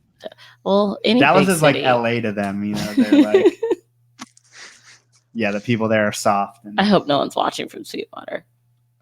I hope people are watching from Sweetwater. If they made it this far, they must be into something. Talk to us. Yeah. I'm True. cool. Honestly, I would love to have someone on from Sweetwater. It was civil and they explained their. I don't know. It probably wouldn't end up civil, so that'd probably be a bad. Yeah, I'll have to sign off and let y'all handle that if we want to do that. Shoot. Oh, like speaking of conservation, well, somewhat. Are there any like herp societies or anything in Georgia that are like a big society? So the biggest one that I have contributed to and donated to and tried to support is the Orient Society. I know you guys have talked about them before, at least. And they pretty much do everything under the sun in terms of local conservation. They've got turtle programs, snake programs, general land management programs. So they try to maintain a lot of the land here in Georgia that's appropriate habitat for these snakes. And I think that's the best thing you can do for things like eastern indigo snakes and eastern diamondbacks and snakes like that are in danger of like being extinct because of habitat destruction. So, and then is it like on the local level? Are there more like city groups? I know there are, but I have unfortunately not spent enough time looking into that. I know in my general area, there's not. I know the Amphibian Foundation is based out of Atlanta. So if you're if you're talking broad scale Atlanta conservation, you've got the Amphibian Foundation. Southern Conservation Trust does a lot of land. They support these tiny parks around Metro Atlanta that provide great habitat for species like the eastern king snake that live in these they rely completely on these little islands of habitat, in the suburban sprawl, which I think is something that at least the southwest side of Atlanta has done very well, as we do have a lot of parks down here for species like the eastern king snake to exist in. That it's not the best, because these are snakes that do have a relatively large home range, and they do have to wander out to neighborhoods even with these parks, but it's better than nothing. So. That makes sense. Sorry, we were just talking about local herp societies. I didn't know the Orient Society was in Georgia, so I should have known that before I asked that question. Yeah, headquarters are actually in the mountains of North Georgia, which is interesting because they do indigo stuff, but it's where their offices are. And they do have they have an actual indigo snake preserve here in Georgia. That's a big chunk of land that they bought that they manage for eastern indigos. Have you gotten a chance to go out and see one? Yeah, I actually, almost all the indigos I've gotten to see have been on field trips that have been managed by the Orient Society. They take people out to their properties basically and get people, members of the Orient Society, involved in indigo snake conservation, which is really cool. That's awesome. Yeah, and you'll get to do anything from tracking an indigo to finding new indigos and implanting them with pit tags so they can be tracked in the future. Oh, sweet. So, okay, I don't know Okay, if go this ahead. is your mom or a family member. Oh, but I can't show it because StreamYard is delayed. You see, it hasn't done it. Yep. Okay, sorry. I was gonna make it show up on the screen, but Denise Fields said, "Ask Noah." Hi, Mom. Ask Noah about the river and the wall. A great documentary about the region. Yeah, so that's back to West Texas if we're talking about, if you're trying to learn a little bit more about how West Texas is faring in our current political system, which I know is a subject to generally avoid on podcasts, but I think it's pretty applicable for hurt people. And it gives you a little bit more insight to this, the security with law enforcement that we have to deal with out there. It's basically about the ecological impacts that a border wall would have. And it really, if you're just trying to learn more about West Texas in general, it focuses on more than just West Texas, but it's got a really interesting segment on the region. So what is the issue as far as, do animals freely migrate through, the borders, I would suppose? Yeah, and the basically what I got from the documentary is that the biggest issue doesn't exactly, and this is just for herps at least, the biggest issue that's presented isn't necessarily that they can't cross a border wall, because no matter how they build the wall, from what I can gather, it's not going to be as big of an issue for herps as it is going to be for things like mammals. I think the biggest impact is going to be for mammals. So, and generally the only thing that would affect herps is, the smaller scale habitat destruction that would come with building a wall, which is, in my opinion, not the biggest deal. But when you have West Texas and its immensity, the biggest thing would be, things like black bears and mountain lions that rely on being able to cross the river and use the river as a water source that the border wall would actually affect. Not that they could build a border wall in West Texas anyways, because there's, a giant mountain range and actual cliffs. But I feel like the terrain does it for you. the terrain doesn't really, it's not conducive to building another wall when there's already a natural wall cliff face. There's literally a cliff face. You could not cross the river there in parts of Big Bend if you wanted to, because you'd have to jump off a cliff into the river to do that. And if you somehow do it, I feel like you deserve to live anywhere. How dare you? Someone's gonna. If you make it, if you can make it across that. If you can make it, you deserve. Wall, power to you. Yeah, not suggesting anyone tries this, but somehow, I don't know, you build something. Yeah, what if you made it across that river just to get pulled over by Border Patrol on the other side? That'd be pretty tragic. Yeah, okay. Yeah, we could go down a long road with that discussion. That's a rabbit hole for sure. Yes. We try to usually steer. There's enough snake politics to steer away from. Let's definitely steer away from general real politics. Speaking of that, somewhat, how involved or aware of you of the keeping side of reptiles? Are you, do you know anything about it? Do you go to shows ever? All that kind of stuff. So I'm relatively in the loop when it comes to things like, you know, the legislation, and at the same time I couldn't actually name it, but I remember back when everyone was worried that, and justifiably so, that they were going to take away all constrictors of any kind and all that. But beyond that, really, I kind of click through that stuff on Instagram because it's just people preaching, and it's not that I don't care about it. It's just the kind of thing that I'm like, show me snakes, not politics. You know, that applies to everything. But if there's a certain thing that I need to be aware of that's applicable to everybody, then, you know, that's the kind of thing that I'd love to know about, because, you know, I'd love to do my part. But Are you in the, like, I'm assuming there's like alterna Facebook groups and stuff? yeah, there's quite a few alternative Facebook groups, Huh? alternative folks, and Are you in that one? Yeah, of course. there's a locality. What's that one called? Alterna nuts, field observations, and all that. So there's tons of alterna groups. And is there drama in them? Yeah, actually, there's been some ridiculous stuff that's happened. You know, people, especially with things like alterna, that's like, I've been involved in it a couple times just because of, you know, people. These are snakes that people dedicate their lives to finding, and when people waltz in and succeed, a lot of people aren't happy about that. So you kind of have to put some spoons on your eyes and block out the haters sometimes. I actually had a guy spit at me earlier in the summer, like just in person.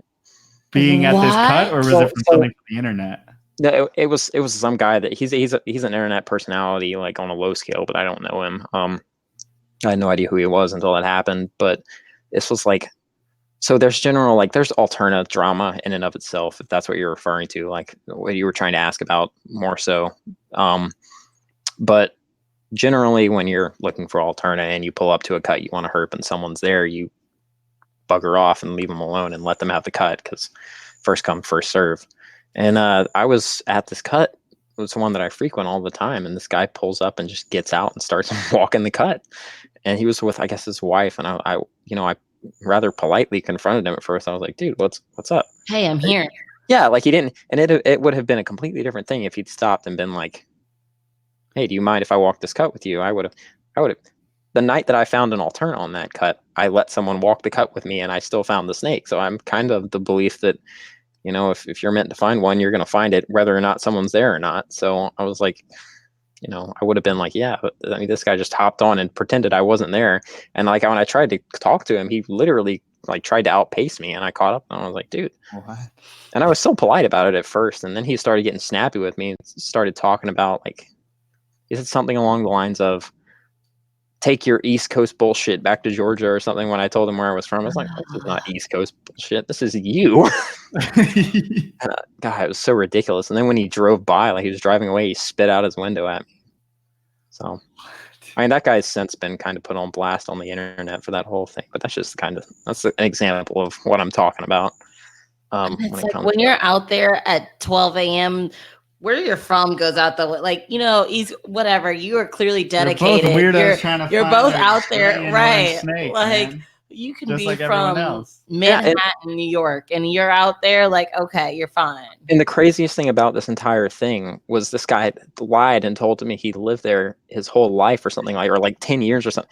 The dude moved to Alpine from Missouri last year. So he's not even from Texas. He apparently thinks he's got the honorary, you know, I'm from Texas and better than you card without even being from Texas. Like, whoa. It was a really eye-opening situation. And people. And that's the worst that's happened to me, but it's not the first time that something of that nature has happened out there. And it's why I like my little quiet part of Georgia, that I don't ever have to run into herpers I don't know, and hope it stays that way. Are there like general ground rules or different things that you can do to respect each other when it comes to alterna? Yeah, or just herping in general. Herping in general. Yeah, I mean, God, dude, this is another rabbit hole. I've got this one guy that actually lives in Georgia now that spent the better part of the spring following me around and literally herping the spots I was herping the next day. And he even I was walking with my girlfriend one day and we were out, looking for snakes, and this guy comes barreling through the woods. It's this guy's like 6'3" and just comes barreling through the woods at me and my girlfriend. I was like, God, maybe I need to get a concealed carry permit or something. Like, it was ridiculous that like, and then he would literally show up at these spots that I was herping like a week later. It was like not even a week, like a day later. It was He was ridiculous. tracking you somehow. Yeah, he was literally like, he was using, and this bums me out. He's like using cues from my YouTube and stuff, I guess, to figure out where I was. Which, I mean, if you're in Georgia and you have a general knowledge of the area, it's not hard to do. Which is why, I mean, like, it's not the biggest deal in the world, but it's still like, oh my God, come on, dude.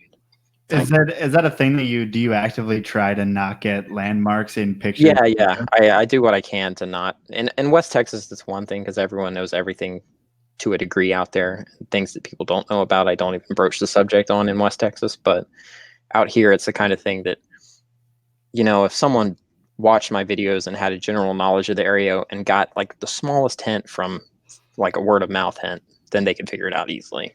And that's, I had someone from within my circles was leaking shit to this guy. And, you know, from that, he could use any of my social media to figure out where I was at. And he didn't have bad intentions, I don't think, which is why it ended as peacefully as it did. But it's just annoying. And why? You know, you're your own person. Don't follow me around. It's common sense. Just, it's a big state. Find your own spots. Yeah, I mean, you can start off, I mean, with a jumping off point, but man, you can just find your own spot. And it would have been and once again, it would have been an entirely different scenario if this guy had approached it differently and like just, you know, said something, used his mouth, like used Instagram DMs or something to like communicate with people. Like, it's not hard. And it's just the kind of thing, like, every problem in the world could be solved with a little bit of communication from time to time. Like, it just blows my mind that people have such a hard time with that. So that kind of leads us into social media and that. Oh, when did you decide to start your like Instagram and YouTube? Ooh, wow. And that's God, I'm going to have to, I think I joined Instagram. I want to say I started posting on Instagram in 2012. Oh, like, wow. Yeah. Like, there were very few hurt people on Instagram when I started back posting. when it was just pictures of food. Yeah, exactly. With really shitty filters on them. And back then, even my snake pictures had really shitty filters on them. Like, if you scroll down to the bottom of my Instagram, which good luck with that, because like every time I try to actually scroll down to the bottom of my Instagram, my phone glitches and like Instagram crashes. I literally couldn't for the longest time get to the bottom. And you know, I don't know if that was my phone at the time. I haven't tried since I got a new one, but yeah, that was I've always been posting stuff on Instagram, and it just kind of like one day I realized like people are actually looking, and tried to make it a point to, you know, post slightly more meaningful things. And I don't think very often, I mean, herping doesn't really have as much of a spotlight on it as far as like on social media and stuff. Obviously, there's a lot of reptile keepers and giant personalities involved. Yeah. With field herpers, it doesn't seem that way. Yeah, and it's still the kind of thing that like there's people out there that like see that you're posting all your finds on Instagram and are like, this guy doesn't. He's looking for instant gratification or something. These old cranky people that just, oh my God, it really makes me want to stop. But it's the kind of thing that like, you know what, if I'm pissing these people off, I'm going to keep doing it. So you're doing something. Yeah, I did not realize how many pictures he has. So I just looked, he has 4 times the amount of pictures we have. So he has like 4,000? Yeah. 5, and we've been posting like pretty much every day, if not twice, you know, a day for the past 3 years. And I felt like that was a lot. And you have 4 times the amount. I mean, I've been doing that since 2012, basically, at least once a day, for the most part. I mean, I'll go through, you know, spells where for whatever reason I'm not uploading stuff the second I find it. And that's another thing. A lot of the stuff you see on my Instagram is from last week. It's not like, more often than not, I'm not posting it when it happens, because that's how I get random people from the internet tracking you, barreling through the woods trying to talk to me and my girlfriend. So then when did the YouTube aspect of it come YouTube up? Was a very recent development. That was I made the realization that, you know, there's a lot of people making big things happen from YouTube channels doing stupid stuff. And I was like, you know, I do something stupid. Let's film it and see if people watch it. And it's gone pretty well so far. I started doing weekly videos in January. And that's when, I mean, I've always uploaded like, you know, clips to YouTube since probably about the same time I started my Instagram. But I really haven't put any effort into it until this year, and now it's like a part-time job almost. I spend, I have 3 days of the week dedicated to filming and uploading. So it's You were able to do that even when you were spending 5 hours, 6 hours out in Texas? Yeah, and I mean, that's not even the worst part. Like before I went to Texas, I was working 50-hour weeks, like full time, and filming, at least 3 days a week. And then I'd get home from work, edit a video, pass out, wake up in 5 hours, and go back to work. And since I'm taking a break from school, I need the money so I can get back to school. And so it's just, it was really fun. It was the kind of, like, I got a new car. Like I've been, the grind paid off earlier this year, and it was the kind of thing that I'm like, it changed my life. Really, it's been awesome so far, and I'm having a blast. And I think a big part of it is, first, there's a good amount of field herping channels out there, but a lot of them are a little bit too long-winded and not. And they don't upload consistently, and that's the thing that people have asked me, like, how are you doing so well? It's like, you got to upload videos to have success on YouTube. That's the key. And I've got a couple of friends that are trying to get into it. I'm like, you got to upload. Like, you got to be weekly at least. Like, I'm not uploading enough to be completely successful. So that's something that I'm trying to improve on. Probably next year, I'm going to try to do 4 videos a week at least, if I can. Mm. And that's probably going to depend on how I feel at the end of the year. So we'll see. Yeah, unfortunately, YouTube is that thing. The more you put into it, the more you get out. 100%. The thing is, when you're making videos, it's so hard to produce that much content. It's unbelievable. And and it's not like, and the time, like if you're making like YouTube videos, I think that the subject I make my YouTube videos about is easy, but you still have to, compared to these people, snakes. Yeah, right. But it doesn't feel like work. It doesn't feel like work until I sit down at the computer after work, like after real work, and I'm like, shit, I have to spend 3 hours editing a video before I go to bed, or my subscribers are going to unsubscribe and leave me, which is not a realistic concern, but I think it's a pretty common feeling among YouTubers that like they get this anxiety that if they don't upload on this day, then everyone's going to stop watching them. Mm-hmm. But I think it's also the fact that you are, I see a lot of young herpers have like younger kids, but obviously you're like a younger dude and you're like living this lifestyle where it's like, it seems like all you do is find snakes. So it's like, it's obviously attractive for everyone to watch. Like, yeah. And I kind of assumed that was part of it, part of why people enjoy watching my videos so much, which is fine by me. Like, but I don't want people to take for granted how much work actually goes into that and how much work goes into being able to do that. Like I'm pretty sure there's plenty of people out there that think I just, mooch off my parents and they pay for all this. And there's people out there that are probably wondering if I sell drugs in my free time to make money to do this. Like, nope, I have a regular job. And, right now I'm not working full time, but that's because I worked full time for 6 months so that I could get to where I am right now. To be able to actually make money from what I'm doing and work a job so that I can do more of what I enjoy to get to where I maybe won't have to do anything but what I enjoy one day. That's obviously the end goal, is to be able to, educate people and share what I love for a living. So.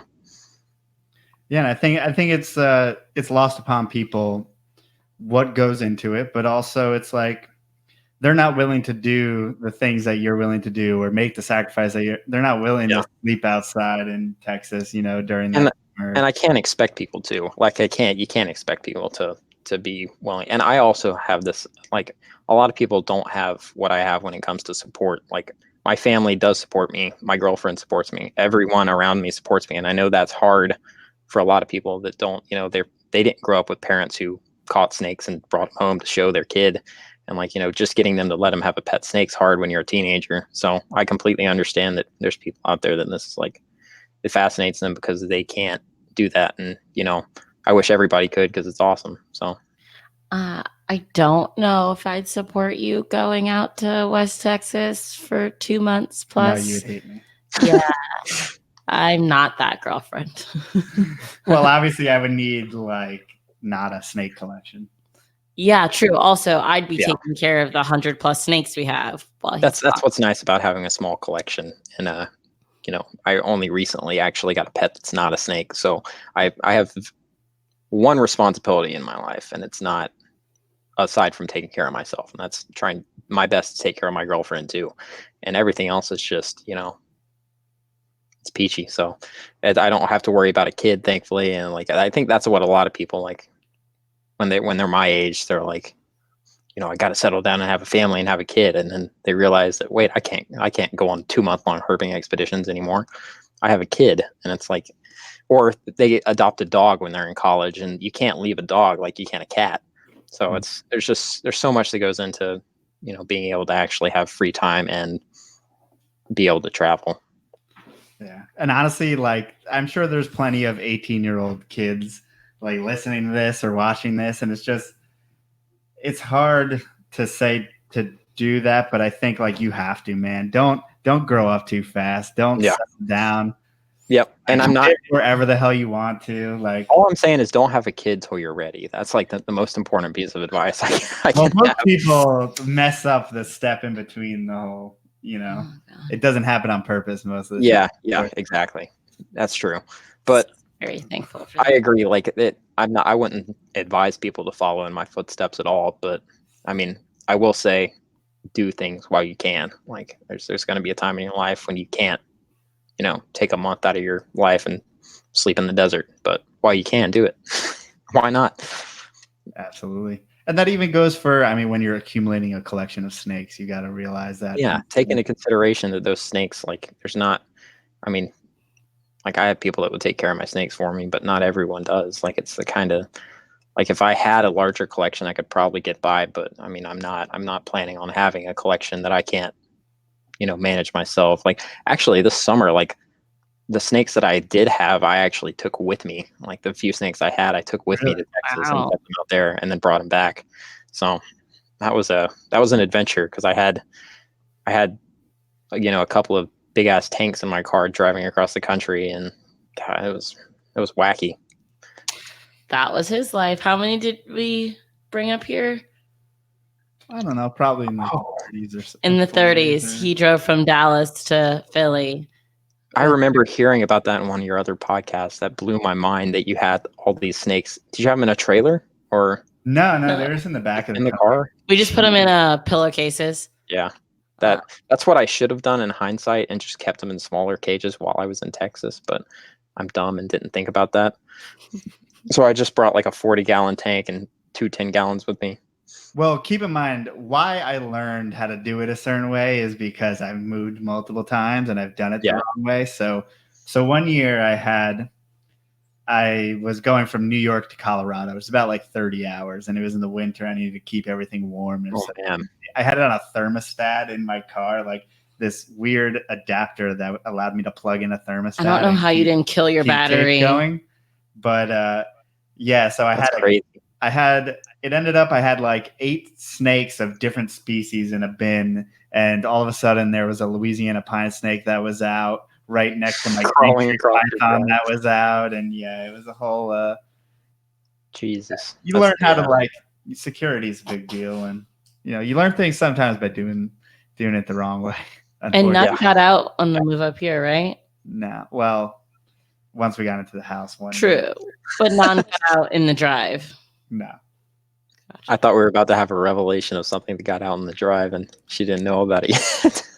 No, I don't think so. I knew one got out once you got here, because in the she found a hog nose and on the side of the thing that was hissing at her and mock striking at her. Yes, shortly after we moved here, I found that one. Did not even know that one was missing, and I'm like, shit, we lost another one when we moved here, and I'm like, would have much rather to find that pretty corn. Was it a Sunkiss or no? It was something crazy. Yeah, some corn I loved, and I will do away with the hog noses in 2 seconds. So, do y'all do mostly corn snakes? That's kind of what I gathered from your Instagram, mostly. Yeah, so that's what we breed. We keep a bunch of different things, and someone just won't stop posting corn snake baby pictures. I keep telling him people are going to forget we have other snakes, but he's just so. Because it sucks, man. Like I can post stuff in olive python. Yeah. People don't give a shit. No one cares because it's not a corn snake, and all your followers follow you for corn snake. Right. Yeah. And we used to do just like I used to post all my Morelia, all my Liasis, and And those used to do well, or like my green tree also, that used to do well. And now, since we do I take mostly pictures of corn snakes. Now, if you do anything other than corn snakes, nothing really But I happens. want the olive and the Louisiana pines to get their no one could give a time. shit about a Louisiana or like the pine. water python. When we get the water python in light, it is so gorgeous, and I want that to be. But I'm sure Yeah. you have, I mean, to the nth degree, as far as there's some things that you care a lot to photograph and no one cares about, and then things that you find all the time that people like. It's kind of like, I wouldn't say that I have like as much of a clear cut definite, like I wish I knew. Well, I mean, I don't really give a shit because like people that follow me on Instagram I don't get any benefit from them liking my photo or not. So like I basically I post.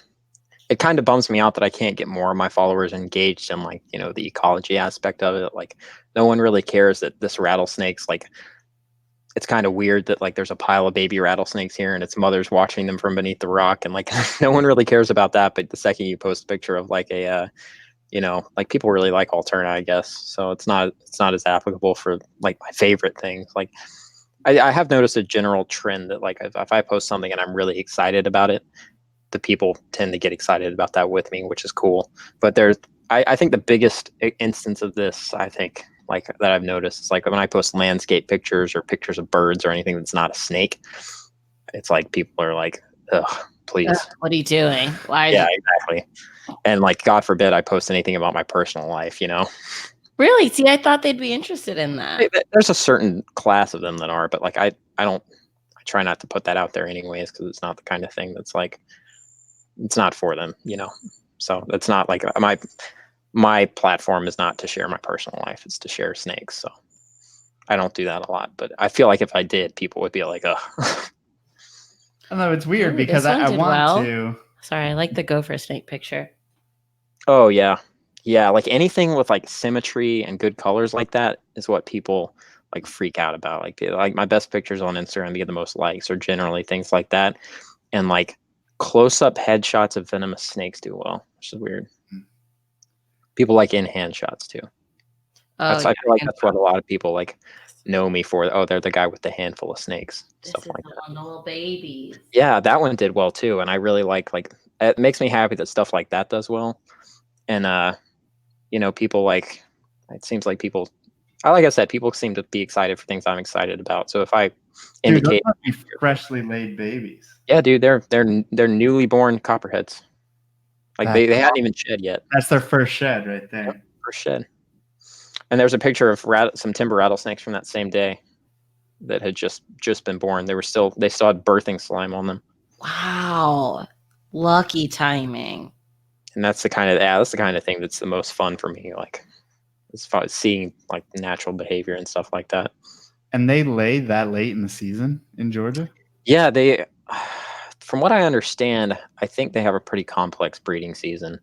But I want to say that a lot of the vipers breed this time of year, and then also have babies this time of year. So the ones that aren't breeding are on off year and they're breeding this year. Then the ones that are, other ones are having babies this year. So, dude, that's amazing. So how did you? Wait, I forgot we can do this cool thing that we can show your Instagram on the screen. We're experimenting. So we're gonna do that real quick, even though we are totally past time. So feel free to tell us if you need to go. No, I'm good. I have nowhere to be. So okay. I don't know if it shows you that we're sharing. Like, can you see your Instagram? Yeah, I can see it. It made us tinier, and then the Instagram's big in the middle now for me. Dude, even that copperhead is so unique. I mean, that must be a pretty unique look to that area. That one on the top one there on the top left. Yeah, left. I found that one yesterday, and it blew my mind. Like, then that picture's not doing very well in the grand scheme of things. Like people don't seem to be terribly concerned that copperhead's purple, which is weird to me. You know, whatever. Aside from that guy, I thought he was telling me to keep the snake, but no, he was telling me to keep it. Yeah. So like this is like the landscape ones, or these the ones you're like, oh, they don't do very well? Yeah, and even that one's doing pretty good. Like for a landscape picture, like sometimes I can post pictures. Like I wish I could just I really like posting like habitat shots, and a lot of times those don't do very well. But in a way, That's the most useful as far as if you're a herper yourself and you want to know like what kind of habitat that's these what I are want to see from other people is like pictures of snakes, how they found them, like that.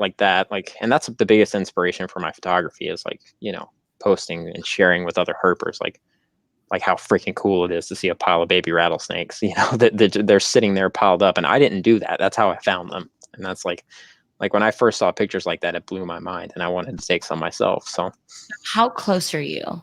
oh, I'm right up in their faces for that one. There's a lot of those other ones of that because when I first found that pile of snakes, there's like a picture from further away where it's the whole pile. But a lot of those, the second they saw me, kind of dipped off. But these guys didn't move at all. The most of the snakes there didn't move at all. But there And were a what couple. kind of? Sorry, I totally just cut you off. Keep going.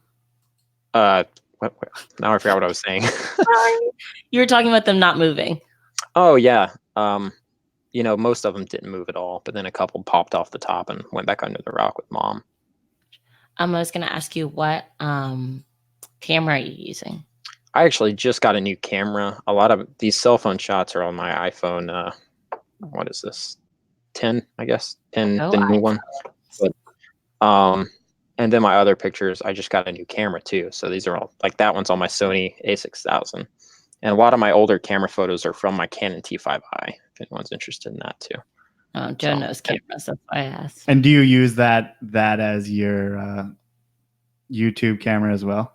Yeah, so I got the A6000 for YouTube, and I've just been kind of experimenting with it over the last couple of weeks on these rattlesnakes and stuff, and I like it. I don't know if I'm going to completely switch over to it, because like this photo right here was taken on my DSLR, my T5i with a 100mm macro lens, and I might get a couple more lenses for the A6000, but I think it's going to mostly be a video camera, which I'm very happy with that so far. I don't know. I haven't gotten much feedback on YouTube on how the new videos look, but they're doing well. So I can't imagine people think they look worse. So Dan's Wild World said, do you use a Viper guard on your camera to block There you go, Evan. from strikes? Or do you know anything like that? Or do anything like that?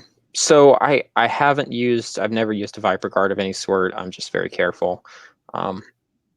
I tend to have people around me watching to make sure I'm not getting too close. So, we kind of watch each other when I'm hanging out with my friends and make sure, like if someone's getting too close, smack them on the back of the head. I mean, you seem so close in this picture. Yeah, like I wasn't close at all. That was with my my old DSLR, and that had a bit more zoom on it. So I think that picture was probably taken. The wider angle was taken at 18. But the closer one was taken at probably 55mm. And the lighting is so good for it being at night. I mean, that was taken with this thing. This is the best thing I own. This video light. If you're looking for. See, you don't like using yours. Well, no, because it doesn't mount to the camera that I have now. But when I had that A7. Oh yeah. For the weekend or whatever, it had that mount. Because we have one, but you'd have to. You would put it on the hot shoe of the camera. Like as a like where you put the flash.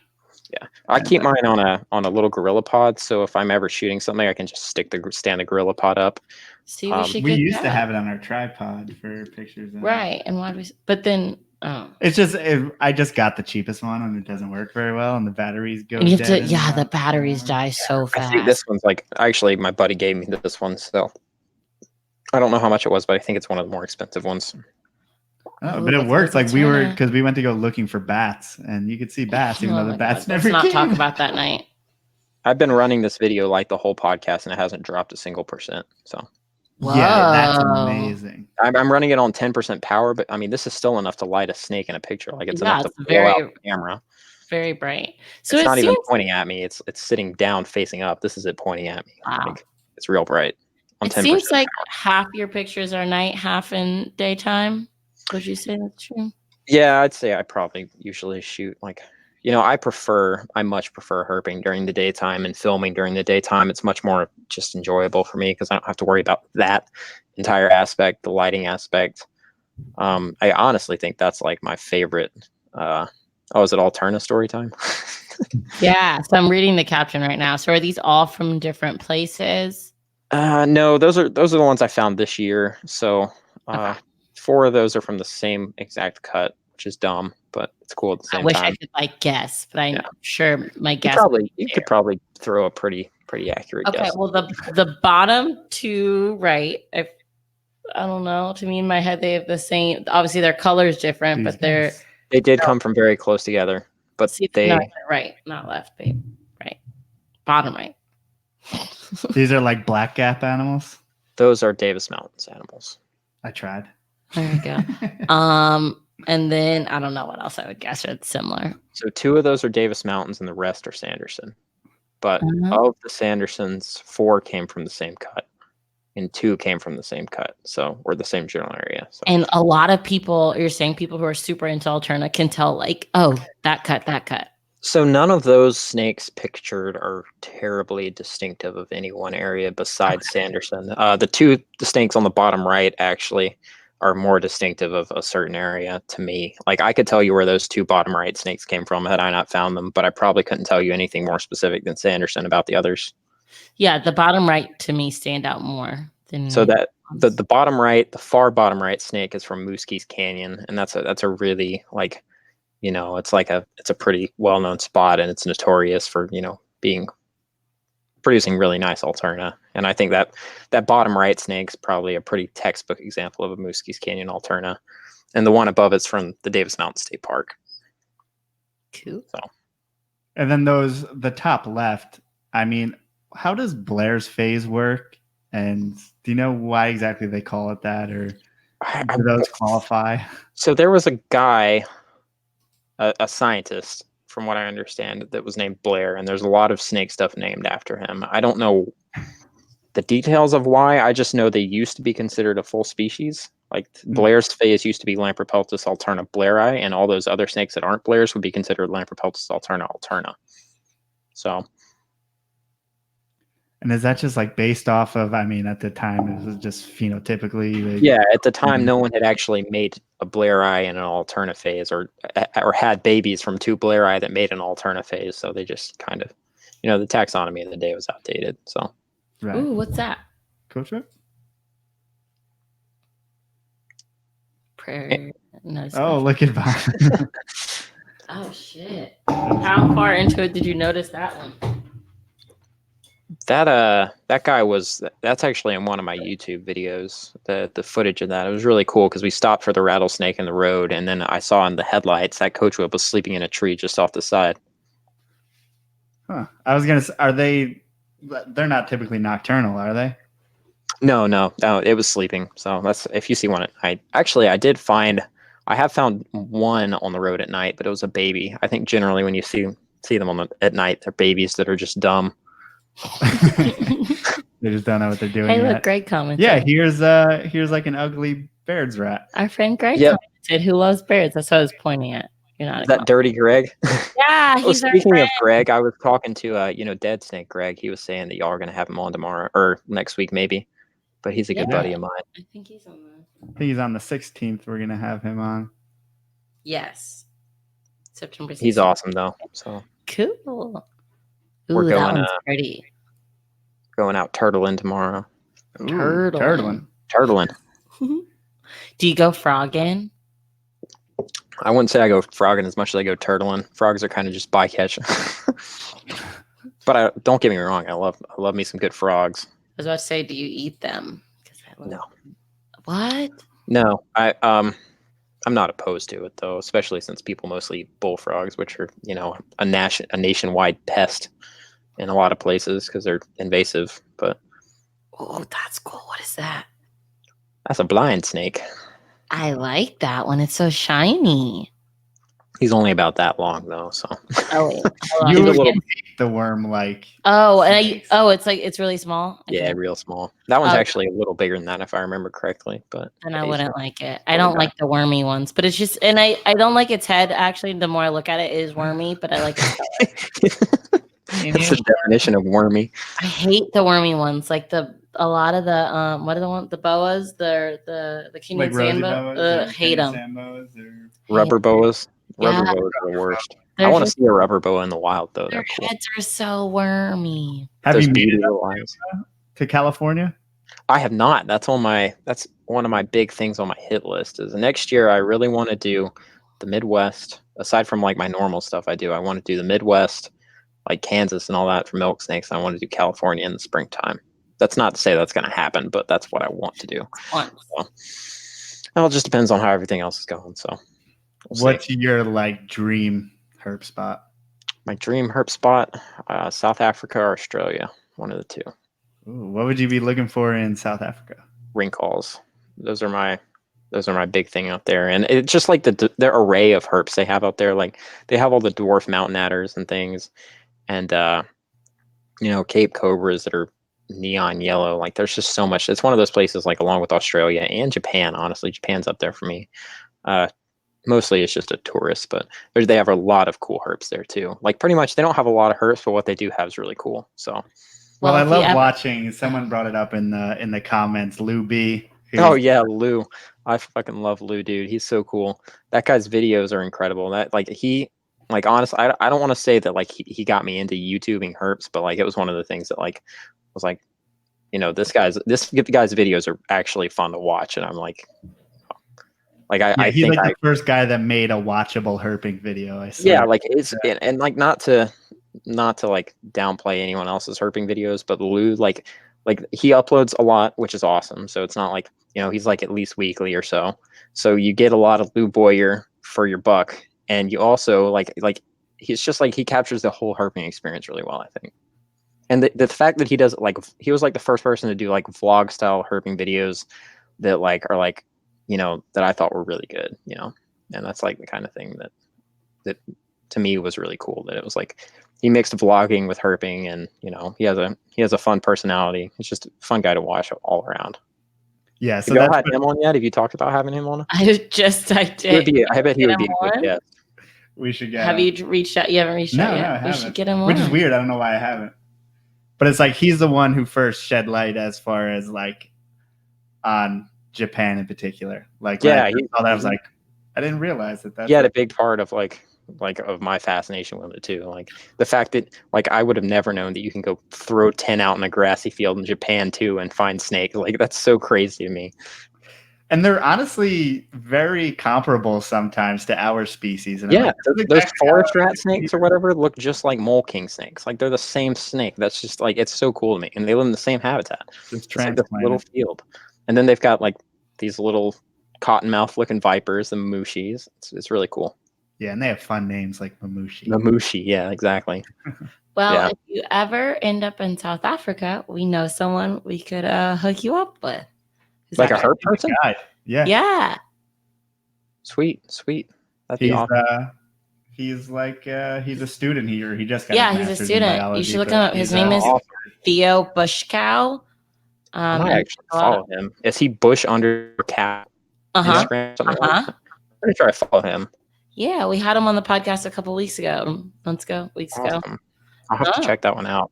But yeah, it's cool. I love learning about different countries and all that stuff. So me too. It's amazing, and especially like, and that's like honestly what I want to do is like do like herping travel vlogs. Like get to the point where I can actually travel and like Dave Kaufman.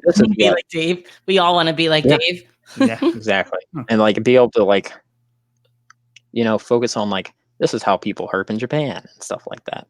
And I've actually started filming like a separate little mini series that I haven't actually published any videos on yet, where I'm going around the US at least, like, and I think I'm going to call it Herping Travel Vlog, and just like, meet up with someone from that area, talk to them, interview them, basically talk to them about how do you do it here and stuff like that. So cool. Because that fascinates me, that there's like so many like if you would have told me like, if you go to West Texas and stare at this rock and walk back and forth for 3 hours, you might find this awesome looking snake, but more than likely you'll just find a bunch of awesome looking snakes. It's like crazy. Yeah, it's the opposite method that we would use, in the East Coast or something. Australia, are you attracted to the elapids? Yeah, like my big thing in Australia is red-bellied black snakes and copperheads. Like their copperheads are sick, and like all those elapids just to get me going. Like I want to go find those. Is it a matter of we don't have them here, or you just like them all? I don't know. I just think they're cool looking, and I think like it's not like there's a lot of people out there like, oh, they're venomous. No, I don't give a shit. They're venomous. Like if those things could be completely harmless, then I would be like, that's a badass snake. And like, I just think that, and the way that people find them, like, it reminds me a lot of like how I look for king snakes out here. Like you just walk around the swamp and there's red-bellied black snakes going everywhere, which is so cool to me. And that's like the kind of thing that, like, like I said, like doing that same thing you do here, there produces this giant venomous thing that looks kind of like a coach whip. And that's just so weird to me. And speaking of giant venomous things, have you gotten an Eastern Diamondback before?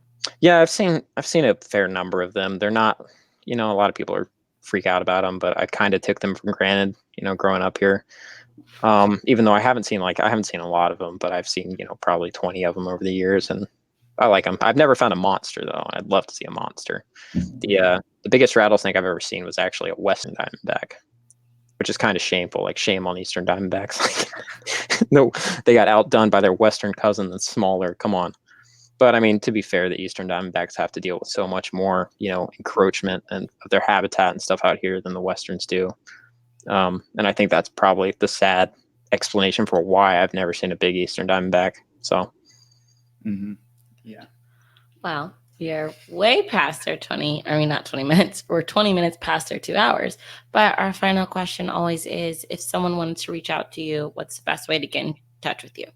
So the best way would probably be Instagram DMs. A lot of times I fall behind on actually checking my DM requests, but I'll see it eventually. So, okay. So Noah_Fields. That's it. Instagram. You could also comment on my YouTube videos, and I more than likely will see that too. So awesome. Everyone go check out his channel, subscribe, thank you. Instagram, and get into field herping, because too many keepers don't field herp. Or just don't have that connection to the wild. I think it's important for all of us to have the connection to the wild. I think it's a cool, way to connect, like what you do to how those snakes would live outside of captivity too. So I think you could learn a thing or two. Like, a lot of keepers could go out and be like, maybe I should start doing this with my snake based on what they see in the wild. So, yeah. And this is my connection to the wild. I'm not herping. I don't like outside, but this is my connection. Watch this podcast, and you could basically learn everything you could from being with me in person. Yeah. And every other day. And then Joe goes outside. I just don't go outside. And watch Noah's videos, because then you are out there. Then it's like you're outside. It's like you're outside, but you're on your couch. What else could be better? Exactly. Right. I get to see how they act. I get to see all about them without getting, hot. Yeah, but or I think a big thing is eaten also by like bugs, you're getting to know also the weather conditions of when they're running. Yeah, and he gets to tell me all those things. Yeah, but I completely feel her mentality too, because I have days where I'm like, I really don't want to go climb a mountain right now. Like, that was me yesterday. Yesterday I went out and I was like, I got out there and I was like, it's hot. It's like, what am I doing?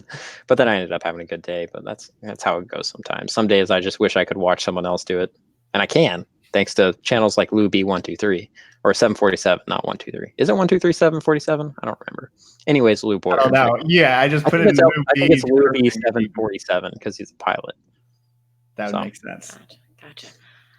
Okay, we will catch everyone. Oh, I guess you should say, if you're trying to find us, Instagram, Port City Pythons, Facebook, Port City Pythons, portcitypythons.com, theportcitypythons@gmail, Havre de Grace, Maryland on Saturday, and maybe White Plains, New York on Sunday. And Oaks the next week. And Oaks, Pennsylvania next week. This is why we don't make YouTube videos all as much as we want, because we're doing stuff. We're on tour. Wow. Why'd you have to get country to go on tour? Yeah, it's a country tour. It's country tour. Thank you guys so much for hanging out. PortCityPythons.com. I just said that. Noah, thanks for I'm having trouble today. I'm not really keeping it together. It's hot as hell. It's 82 degrees in here. It's hot in here too. I'm dying. I'm sweating. You can see yourself in the reflection above my eyebrow. Okay. Thank you so much, Noah, for coming on. This was a great podcast. I need water. Yeah, I need water. See you guys later. Let's get these out of here.